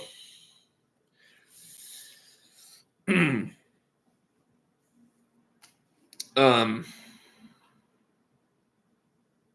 but yeah, I don't know. Jeff the Killer seems like something like if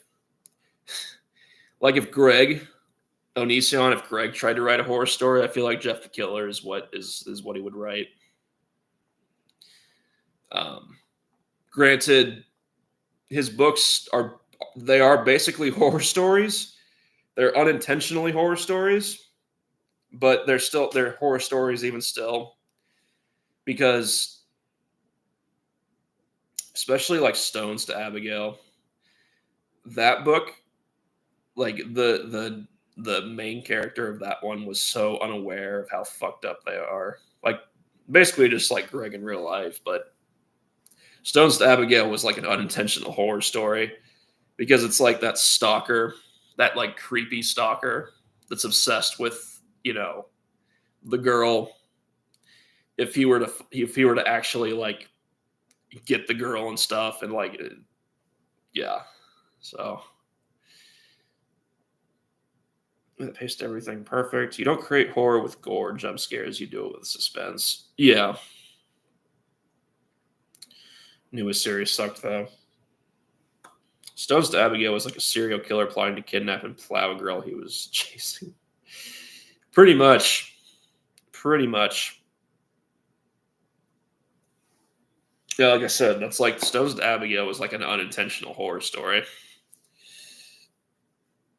And because it came out of Greg's mind, which we all know is twisted. Whereas like This Is Why I Hate You was more just outwardly fucked up for the sake of being fucked up and was kind of more self-aware, I guess, but I'll screw away the PTSD. Yeah, sadly. Jesus. Yeah, definitely. Uh yeah. That's such a fucked up story. That's just a fucked up book. Again, it would be because it came from Greg's mind, but still, like it's just I'm almost. I don't want to give Greg money, but I don't know. I almost want to get that as like just as a relic at this point because I mean, it doesn't matter at this. When Onision is done and has been done for a few years at this point, his career's dead. But I almost like that book is so bad. At least we're talking Stones to Abigail. At least like that book it's so bad that it's almost like entertaining.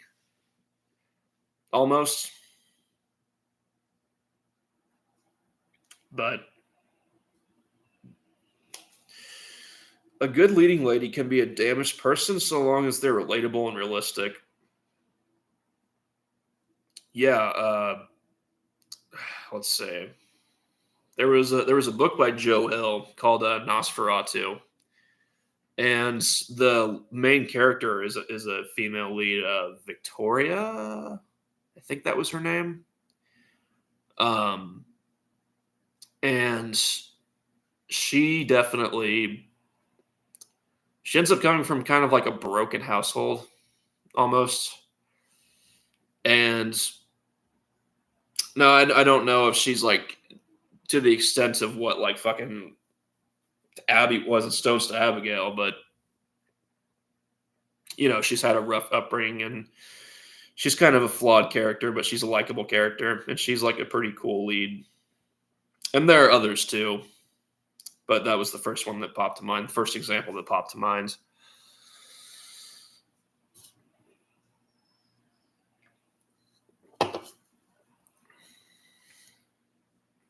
Painting both the protagonist and love interest as flawed people makes them more real and gives the reader reason to hope for the blossoming relationship.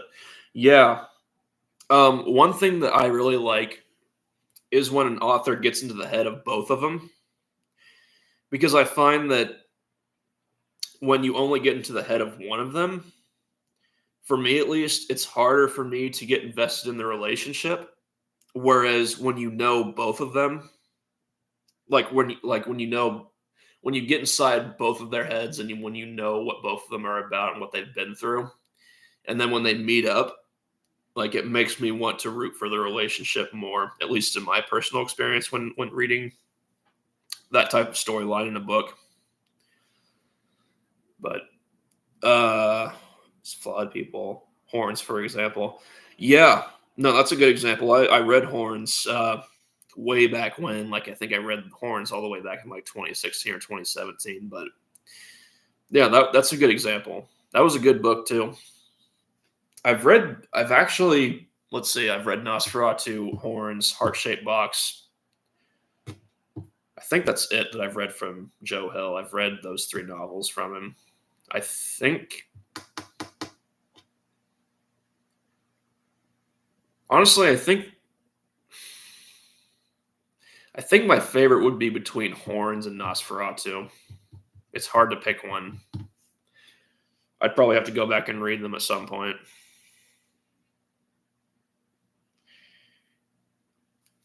Ig was a dick at times, but he loved his brother and Martin. Yeah, I liked Ig. I liked Ig as a character. He was a dick. He was definitely a dick at times, but I did like him. I liked him. And his brother was cool too. Marin, sorry, not Martin. Marin. Yeah. Uh, what's a good hook at the start of a story? Um,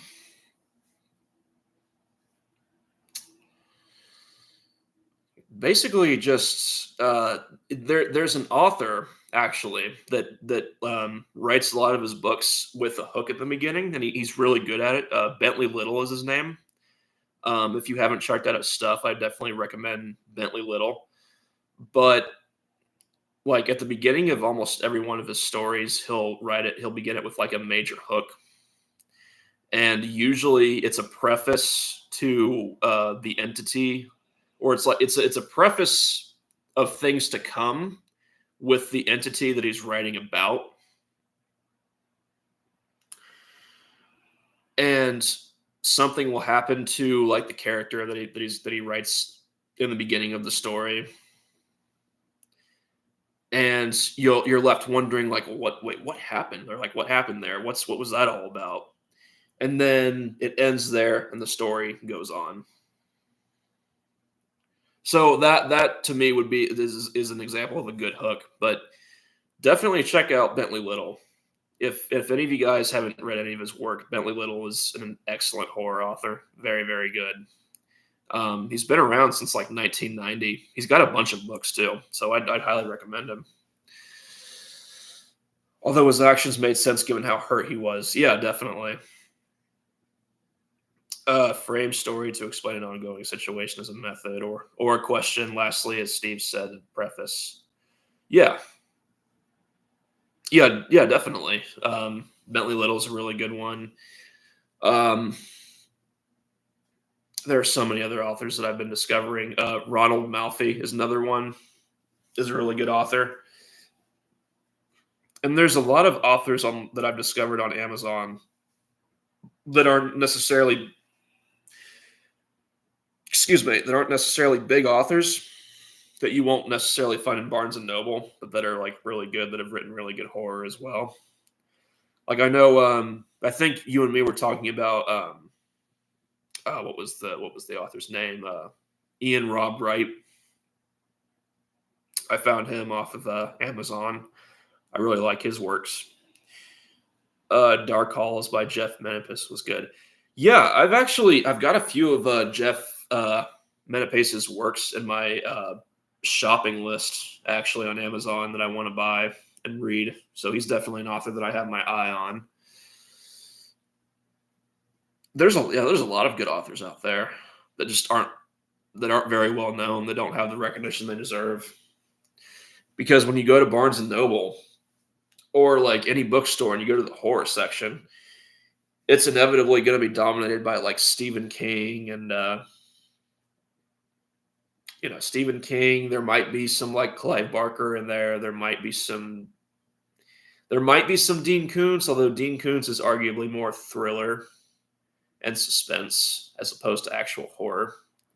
And I know Dean Koontz doesn't like to associate himself with the horror like label. But like, yeah, it'll be dominated by Stephen King. There might be Clive Barker in there. There's going to be a fuck ton of Darcy Coates books in there, which I like Darcy Coates. She's not necessarily one of my favorites, but she's good. I like her work. And then, there might be some like classic authors like Shirley Jackson, William Peter Blatty, the author of Exorcist. And then there might be like, the rest there. From there'll be some other authors, and they'll have like one or two of their works on the shelf. So there's probably a few other authors I'm forgetting to mention, but let's see. The audiobook was excellent. I'll have to listen to the audiobook. I don't listen to audiobooks very often, but maybe I'll download the audiobook and listen to it. Pretty slim aside from more wide-known authors. Yeah. Watchers had horror elements and moments. That's what I've heard. I haven't read Watchers yet. I've read a fair amount of Dean Koontz books. But I haven't read Watchers yet. I know it's one of his like most famous books, more well-known books, and one of his most well-received books as well. Poe, Alger, Blackwood, yeah, Lovecraft, yeah. I'm kind of surprised Lovecraft hasn't been like. I'm surprised, not that I want him to be, just to be clear, I don't want him to be, but I'm surprised Lovecraft hasn't been like taken off shelves from like Barnes and Noble and stuff because of like some of his views and whatever. Again, I'm not advocating that he should be. I'm just saying that's kind of surprising. The Outsider was a sympathetic villain. Yeah, I believe I've read that one. His cat's name was interesting. There was one story. I don't know if it was Edgar Allan Poe or H.P. Lovecraft. It was the Wax Museum.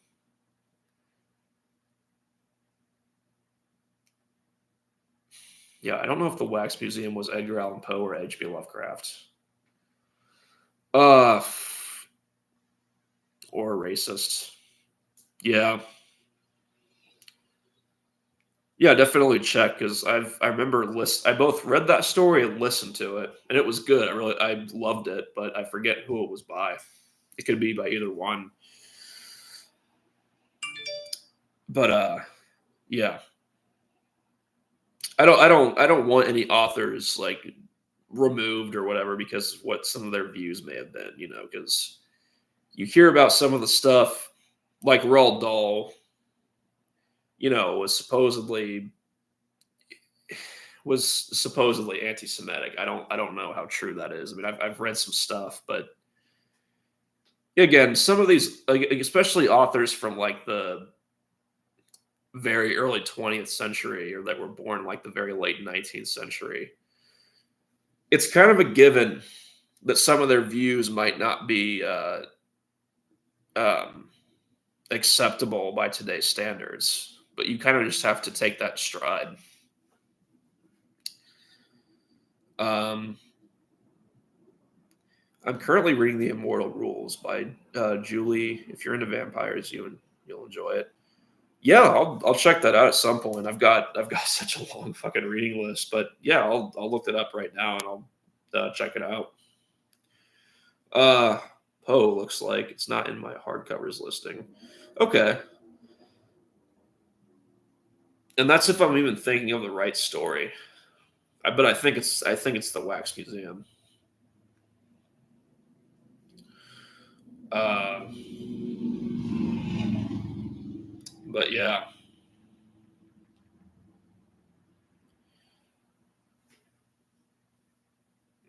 by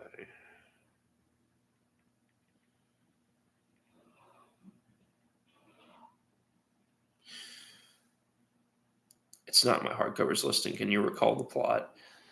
So I can't remember specific names, but this character meets this guy, and they have like some conversations, and then like this guy, or rather the main character gets intrigued by what this guy is telling him, and decides to come over to his place, which if I remember correctly, is like the museum or his art gallery or something.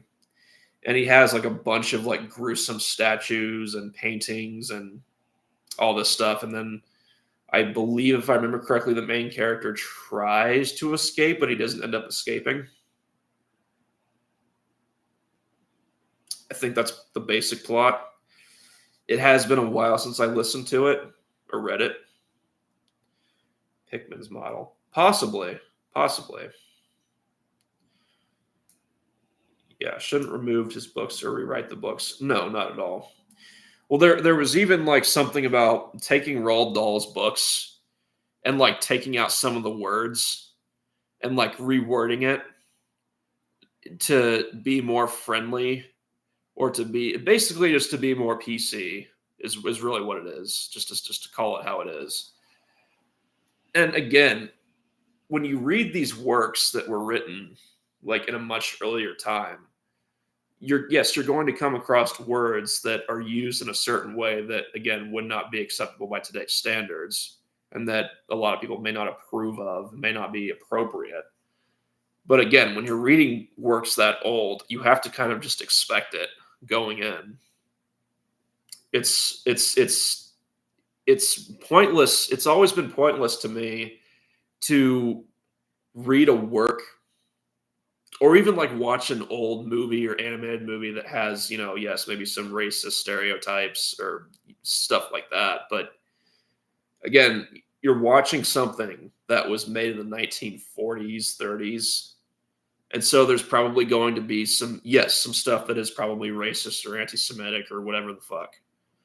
Yes, you're probably going to have that stuff. But again, it goes with the territory from when it was made. So getting mad about it and outraged about it to me is just kind of pointless. I'm not saying that you can't point out the fact that it's no longer acceptable, like sure, but to go on and on about it and try to get those works like censored or cleaned or stuff, it's just I don't know. I don't understand it. there's no real point from what I can say in doing that. Uh, PC culture ruined The Living Dead for me, which was disappointing considering how George Romero co-wrote it. Yeah, yeah, Night of the Living Dead. Uh, and if I remember correctly, Night of the Living Dead, the original movie, the original black and white movie, one of the main protagonists was a black guy, and he was like the most resourceful of them all. He was the one basically keeping everyone alive. So I mean, you can't say that movie is. Yeah, he was really cool.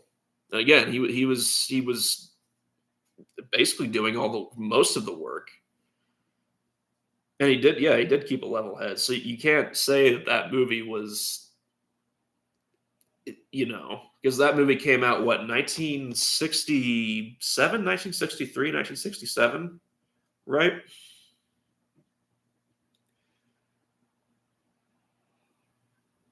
So you can't really say that movie wasn't at least somewhat ahead of its time because it did have a black lead in it.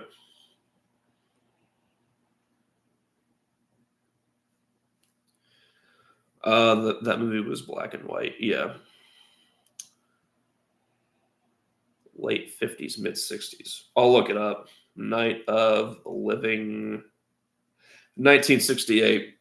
Yeah, 1968. So in the 60s. But yeah, I don't. And like I've seen that movie a few times, and there's nothing like inherently wrong with it in terms of like stereotypes or anything that at least I could say. But practically on the dot. Yeah, I knew it was like in the 1960s. I didn't know specifically what year in the 1960s, but I knew it was like either somewhere between 63 and 69. It told a clear story of human survival. Yeah. I mean, I guess if you're going by like the SJW mindset, like they might have a problem with like the woman in the story being hysterical or whatever, but I in that situation, I think it would stand to reason that anyone would be hysterical, like man or woman. So, you know, World War Z was great. Movie was trash. I think I actually have the book World War Z. Haven't read it, but I do remember buying it at one point. Uh, yeah, the movie with Brad Pitt, right? I think I watched the beginning of it. I didn't finish it because uh, it seemed kind of generic. It would have been mind blowing at the time. A black guy as the lead. Yeah, yeah. Her hysteria was shock of losing her brother. Yeah, and seeing the dead walking around. Yeah, exactly. But I don't know. Again, going by like the SJW, like whatever you want to call it, SJW woke, whatever mindset. I guess having a female character like breaking down like that and being like weak and stuff and vulnerable would be, I guess, a bad thing or something. Because God forbid a female character, actually like be somewhat vulnerable and, not be a complete Mary Sue and have nothing phase her and just be a badass and, slay queen or queen slay all the time. You know, even Ripley from Alien broke down. Yeah. Well, it's like when they talk about like female leads and stuff, uh, and they criticize how there haven't been like good female leads or something. They act as if like when Captain Marvel was coming out a few years ago, they acted like it was some new thing, and it's not. And Ripley is one of the lead female characters that I always point to because Ripley. is a strong female character, but she also had her weak moments and did break down and was vulnerable and did have to go through shit. She wasn't a Mary Sue by any means necessary. She was a well-rounded character, and a lot of people like her. Uh, and she faced the most deadly alien of all time. I've seen, I know I've seen Alien 1 and 2. I started to watch Alien, fuck. Which one was it? It was the one with Charlize Theron. I haven't seen Alien 3, and I think there one after Alien 3. There was one Alien movie that had a Winona Ryder in it. That may have been Alien 3. I've only seen Alien 1 and 2 though, because it seems like those are the best ones. Prey was solid and demonstrated a smart female lead. Resurrection. There was, and then there was an Alien movie that came out like I think in 2018, right? I don't think it was that well received, but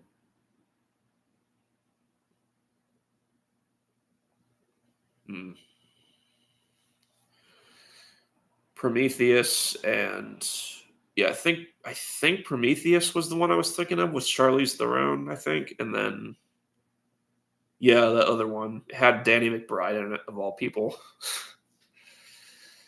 Uh, Daughter of old age, but became a mother figure to Newt. Yeah, yeah, Newt was a cool character. I don't know the Alien 2 movie had a really great cast of characters. Danny was funny though. It was decent enough. Okay. Um, that was the fourth one. Yeah, Bill Paxton in Alien 2. Is great. I love that character. It's too bad he's not with us anymore. My complaint is pacing with the most recent Alien movie.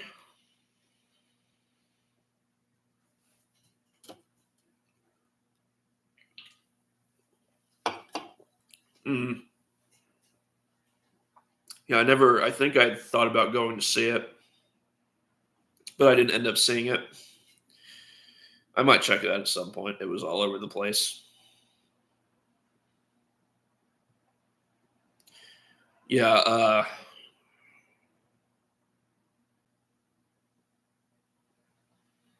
trying to think of a twist was interesting. That's cool.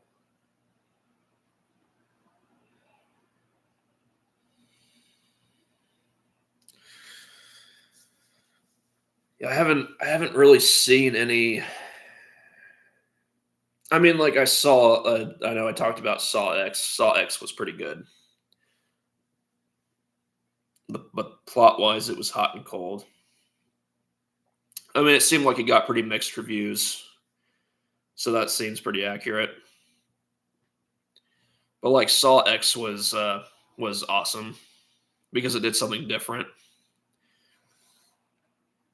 With like Jigsaw, John. It also had a man in it, which was nice to see. It was them like working as a team, but they were arguably the protagonists in the movie, which was different, especially John. Like he was almost he was sympathetic. Heard it was solid. Yeah, it was really good. If you haven't seen Saw X, definitely I'd highly recommend. Definitely check it out. But yeah, like John was almost he was. I would say he was the protagonist in the movie. Like he was sympathetic, which isn't usually. It's usually the other way around. Although, like John has a motivation for why he does what he does to other people, as fucked up as it is, which makes him a pretty interesting villain. John was always testing Amanda. Yeah, I will say again, I haven't this seems like a pattern with all these horror series. I've seen Saw 1, 2. I don't know if I've seen Saw 3, just because, again, it's like I heard that the first few were the best and the rest weren't that great. But I do know, I think it's Saw 3 that Amanda, like, kind of takes John's role, if right? And then but then John comes back. I do know that Amanda does she did fail. She failed her game. Yeah. No, and Saw X, like, I don't want to spoil anything, but, like, Saw X takes place between Saw 1 and 2, I believe. She rigged the games unfairly and was punished. Okay. Yeah, I may have to go and just watch the Saw series. I'll just watch every one of the Saw movies because I never saw the ones where Amanda becomes more of a like I've seen the movie where like Amanda is in with the other people in the game, but like she's in there as almost like a plant. I think that was Saw too.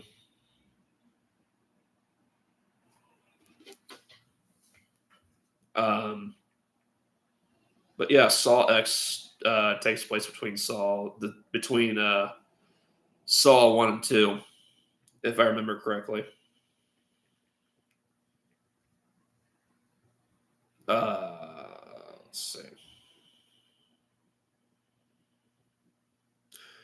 That's actually apparently Saw X has an 80% on Rotten Tomatoes.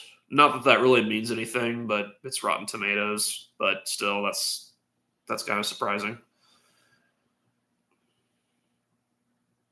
Let's see.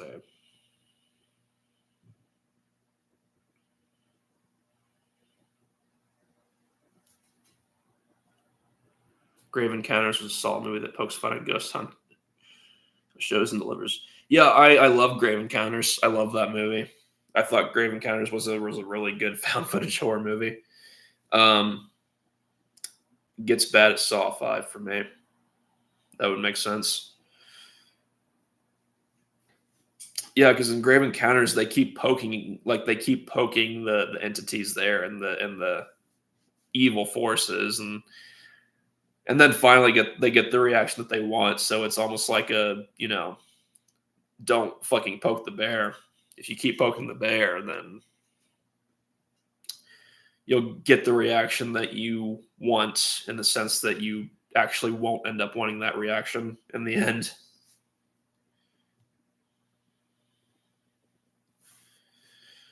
So X takes place directly between Saw and Saw 2. Yeah. So there you go. Between Saw and Saw 2. My coworker Hunter brought it to my attention. Yeah, Grave Encounters is a good one. Another good one is Hell House. Hell House LLC. If you haven't seen that one, check that one out. It's actually the full thing's on YouTube. You can find it on YouTube for free. But yeah, if you haven't seen Hell House, definitely check that one out. But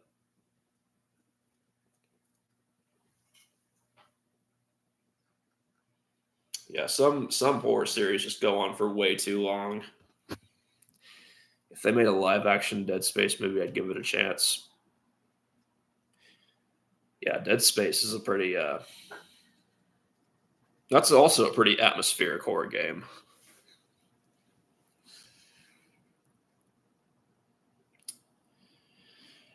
Yeah, with a lot of the live action like movies adapted from like video games, I feel like you always have to like take them with a grain of salt.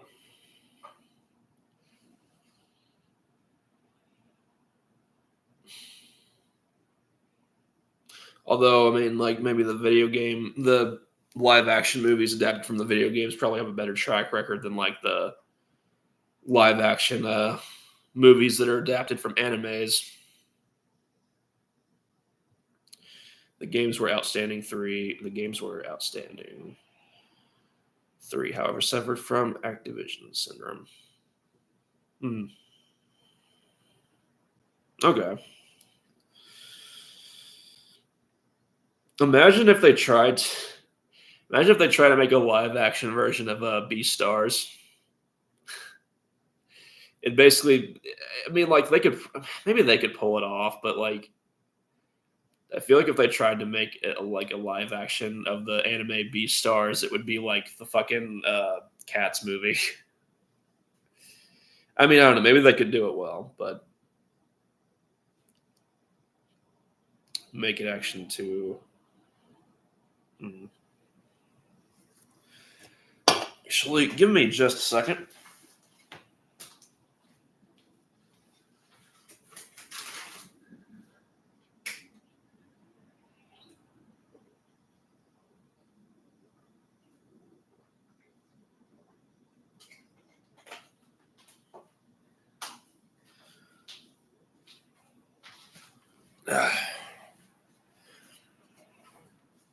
Getting a drink of water. The throat was getting dry.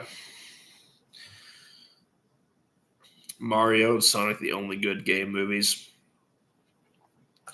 I had heard good things about the World of Warcraft movie. Um, the movie, the Dungeons and Dragons movie, Honor Amongst Thieves, was actually pretty good too. I saw that earlier this year. Um, there was another one. It was a movie. It was the Pikachu movie, right? I remember that one being decent. But I know that Mario and Sonic were well received. I know there was the big controversy with the Sonic movie because in the beginning the animation of Sonic was like god awful. Um,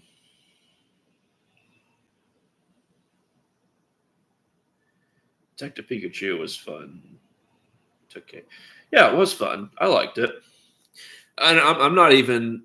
I never really even really got into Pokemon at all. Really, like as a kid, like I think I played. I like had some of the cards, and I played one of the games. I think it was the Leaf Green on Game Boy Advance. But I never got super into Pokemon. But I liked the movie. It was fun. I enjoyed it. The Doom movie was trash. I haven't seen that one. Doom 2004.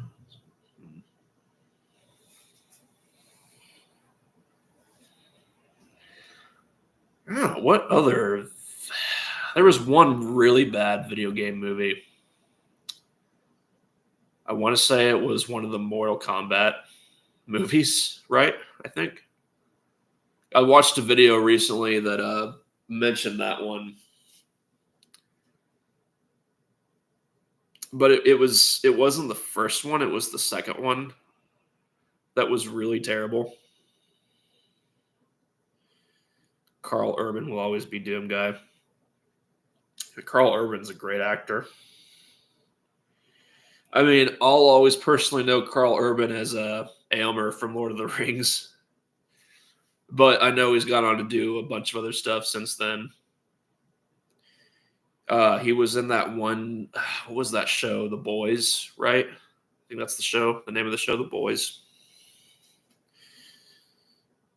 Uh, Mortal Kombat 2 Annihilation. Yeah, that's the one. Yeah. Terrible props and costume design. I think it also has like really terrible dialogue too, from what I've heard.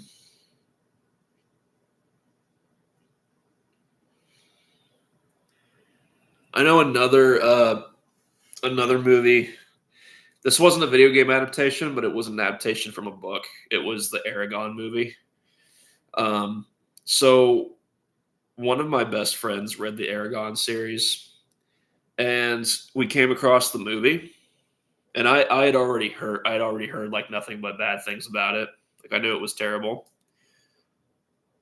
Uh, but yeah, man, uh, we decided to watch it anyways, and like I haven't read the book, but even having not read the book, the movie was bad. It was yeah. I understand the reviews for it. Like the lead actor was just he didn't do a good job. The only good part about the movie was Jeremy Irons.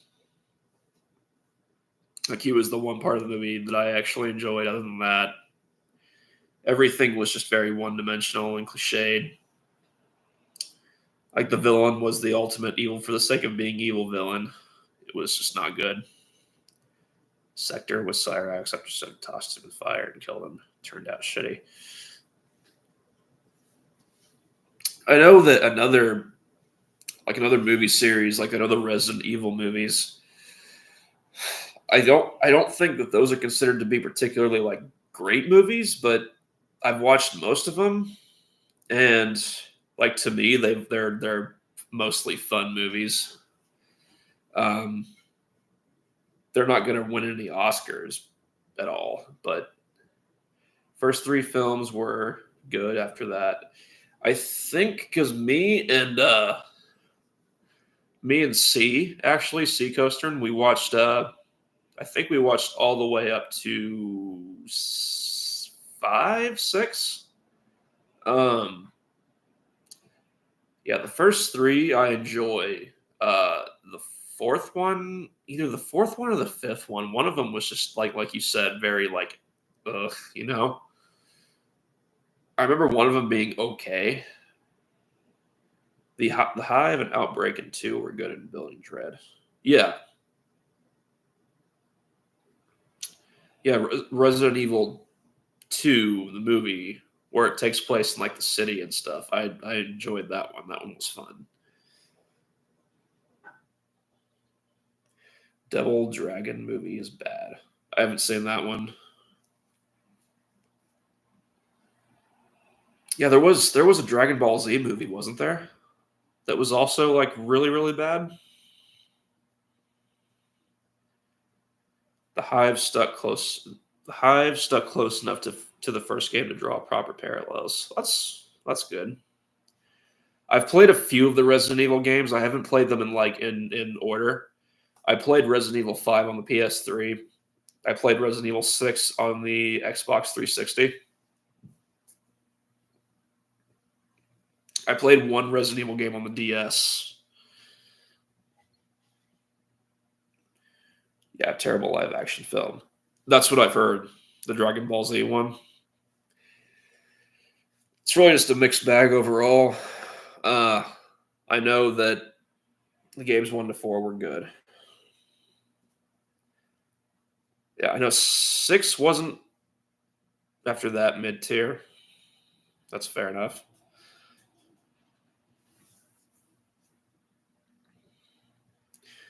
Yeah, with the live action movies, with some of these things, like it's always a mixed bag. Like Mila, just because Mary Sue. Oh, what the Alice and the Resident Evil movies. Mary Sue. Uh didn't expect Kate to like Dead Space, but I was surprised. Sorry about that. I disconnected again. That happened much earlier in the stream.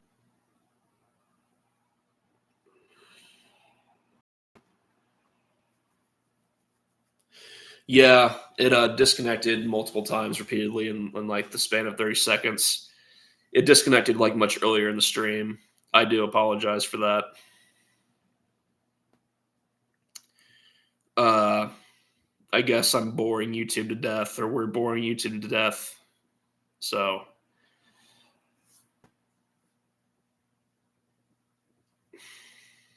Dead Space had 2 decent films. Yeah, with the live action adaptations with any of these like mediums, you always have to be wary. Downfall and Aftermath.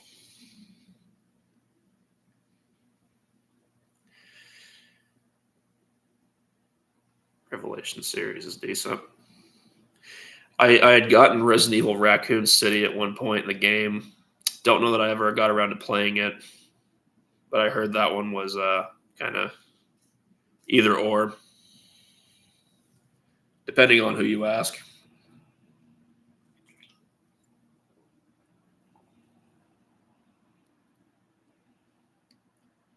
That's pregame.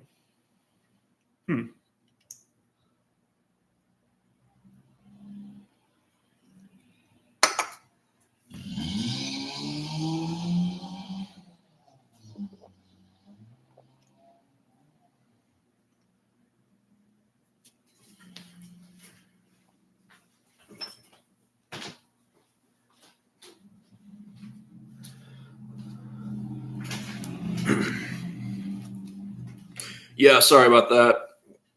Literally have like the fucking busy ass street right outside our apartment building.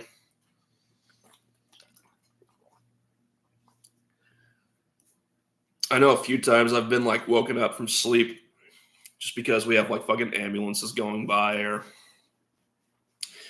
fucking like one of those fucking cars that has the thing attached to it and it goes over a fucking bump in the road. And I think that the fucking world is ending when it's really just a fucking loud ass fucking bump on the road. Trailer. Yeah. Work is going nuts next week. 2-day week. Wait, 2-day week? Wait, you only worked 2 days next week? Wait. Didn't realize there were Dead Space movies. I didn't actually either. Oh, holiday. Okay. I know I'm off work the next 2 days. So that's always a good feeling. It's the end of another work week.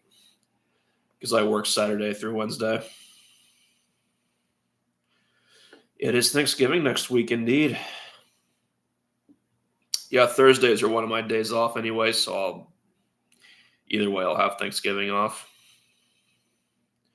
So I work Tuesday to Friday.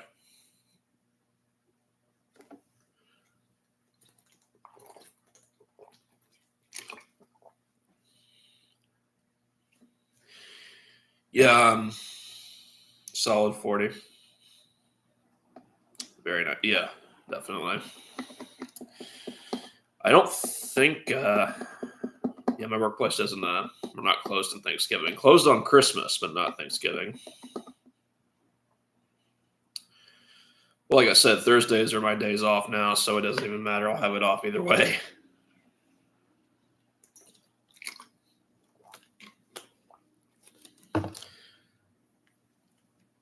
I think workplaces should be shut down Thanksgiving anyways. I mean, may as well be. But it'd be strange waking up at 4 on a day off.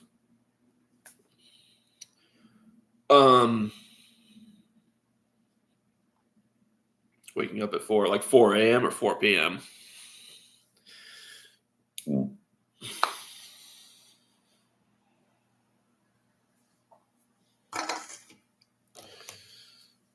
I work out for an hour before I leave. Oh, okay. 4 a.m. Yeah. Actually, that's the time that I wake up for work too, oddly enough. Because my shift is basically 6 a.m. to 2 p.m. every day.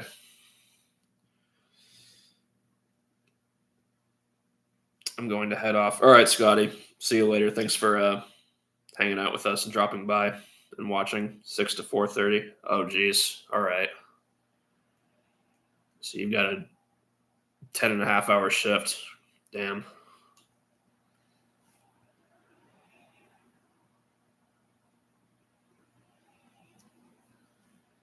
Yeah, traffic is pretty bad around here as well.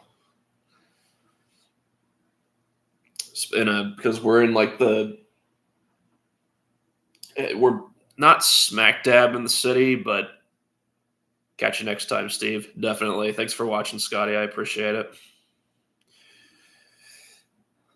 But yeah, like we're like right next door to Salem, Massachusetts. Heading home is congested because of road work on the main drag. Yeah. Yeah, like we live in Peabody, which is like right next door to Salem, Massachusetts. So like last month when it was like the month of Halloween, like traffic was awful. because we sometimes pass through Salem, and it's congested as all hell because Salem, Massachusetts is like the place to go around Halloween time. Just history and stuff like that. Had all summer, do it around winter. Oh yeah,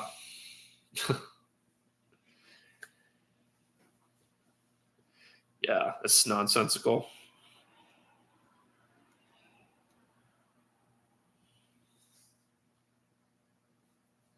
Yeah, hopefully this winter isn't too bad.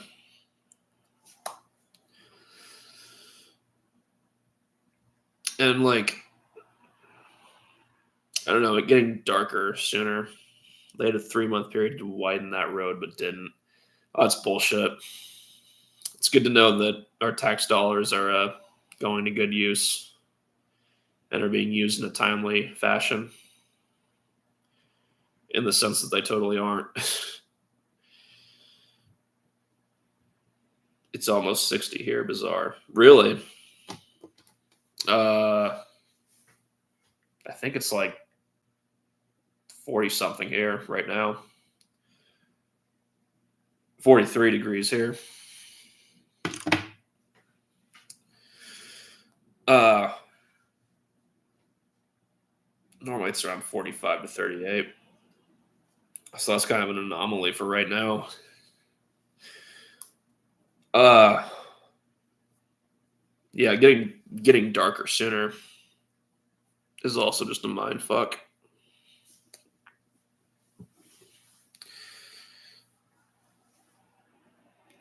I'm wait. It'll hit us harder for payback for being late. Yeah, probably.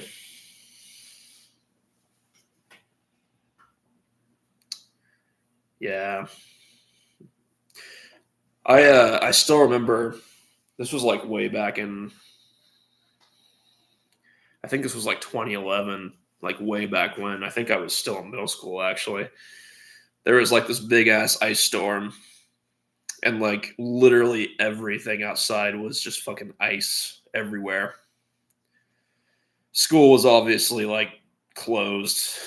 And I don't think that like my dad or my stepmother, neither of them went to work that day because it was just so like dangerous bad out.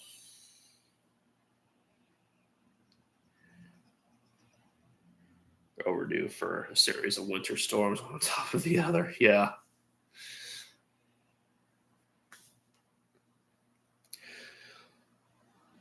I mean, if there's a winter storm here bad enough, I mean, I'm not. My school practically never called a snow day. It's one of those fucking schools. Yeah, my school was in Shelbyville, Indiana. So I mean, like we would have 1 year a bus slid into a ditch. Jesus Christ.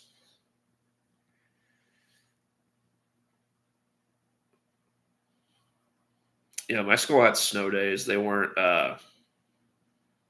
definitely wasn't one of the schools that would never have a snow day. But it would have to be like really bad out for there to be like a total cancellation. There were a fuck ton of 2 hour delays, but we were there waiting for an hour for another bus to get us and take us to school. Yeah. See, at that point, I don't know. That's ridiculous. Like, did the bus just like, was it like a freak accident or was it because of bad weather? Oh, Jesus.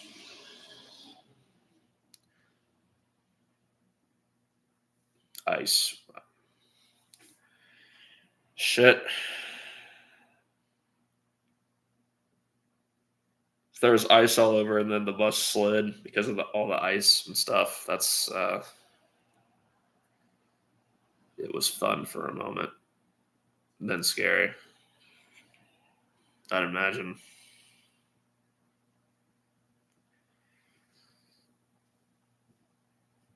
I wonder, was there any like Was there any like lawsuits afterwards? Because that would be fucking crazy.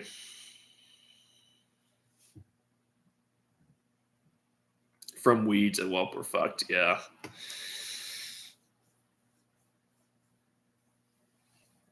Um.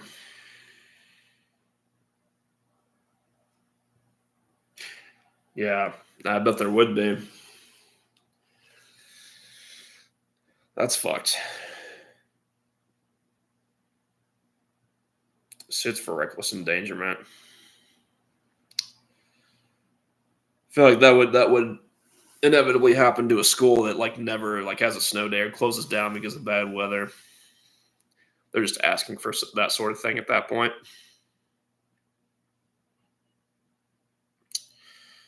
So, um, 3 sets of parents got an undisclosed amount of money from the district. Shit. Sounds about right.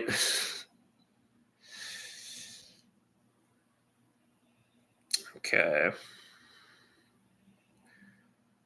Well, I think I might go ahead and end it here.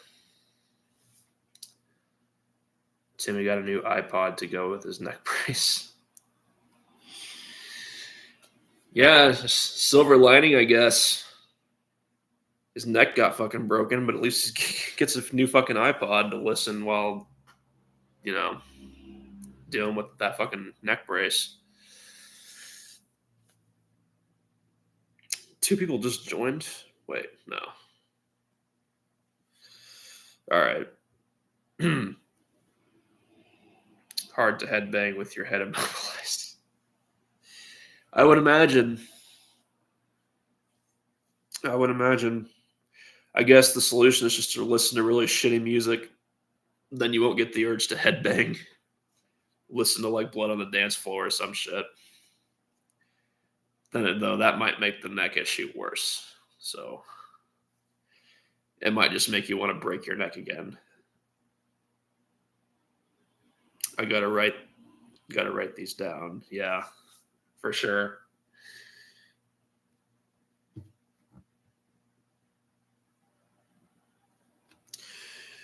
All right. Yeah, I think I'm gonna go ahead and end it here. This has been about 2.5 hours. Shit. Ability to improvise. Yeah, you're good at that. You should definitely write some of those down. Those are some good zingers and stuff. Good one-liners. But yeah, so yeah, I think that's it. This was I think the longest stream I've ever done, 2.5 hours. So I'll go ahead and end it here.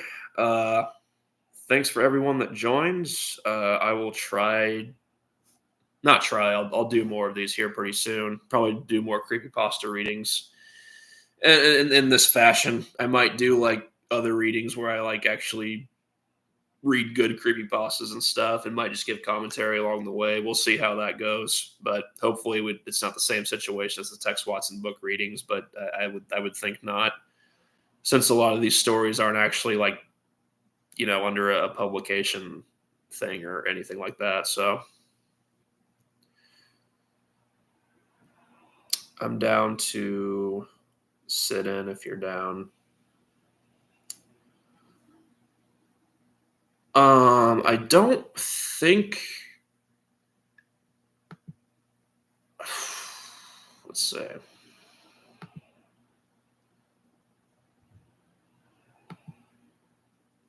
I don't know if I have the ability to add people to the streams, at least not yet.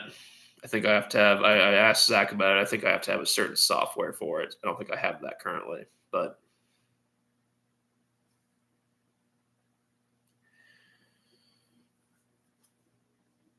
otherwise, I would definitely do that. I would definitely be down for that.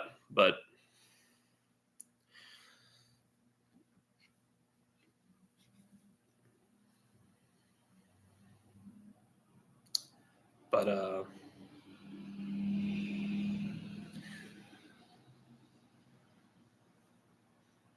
yeah, I think I'll just go ahead and end it here.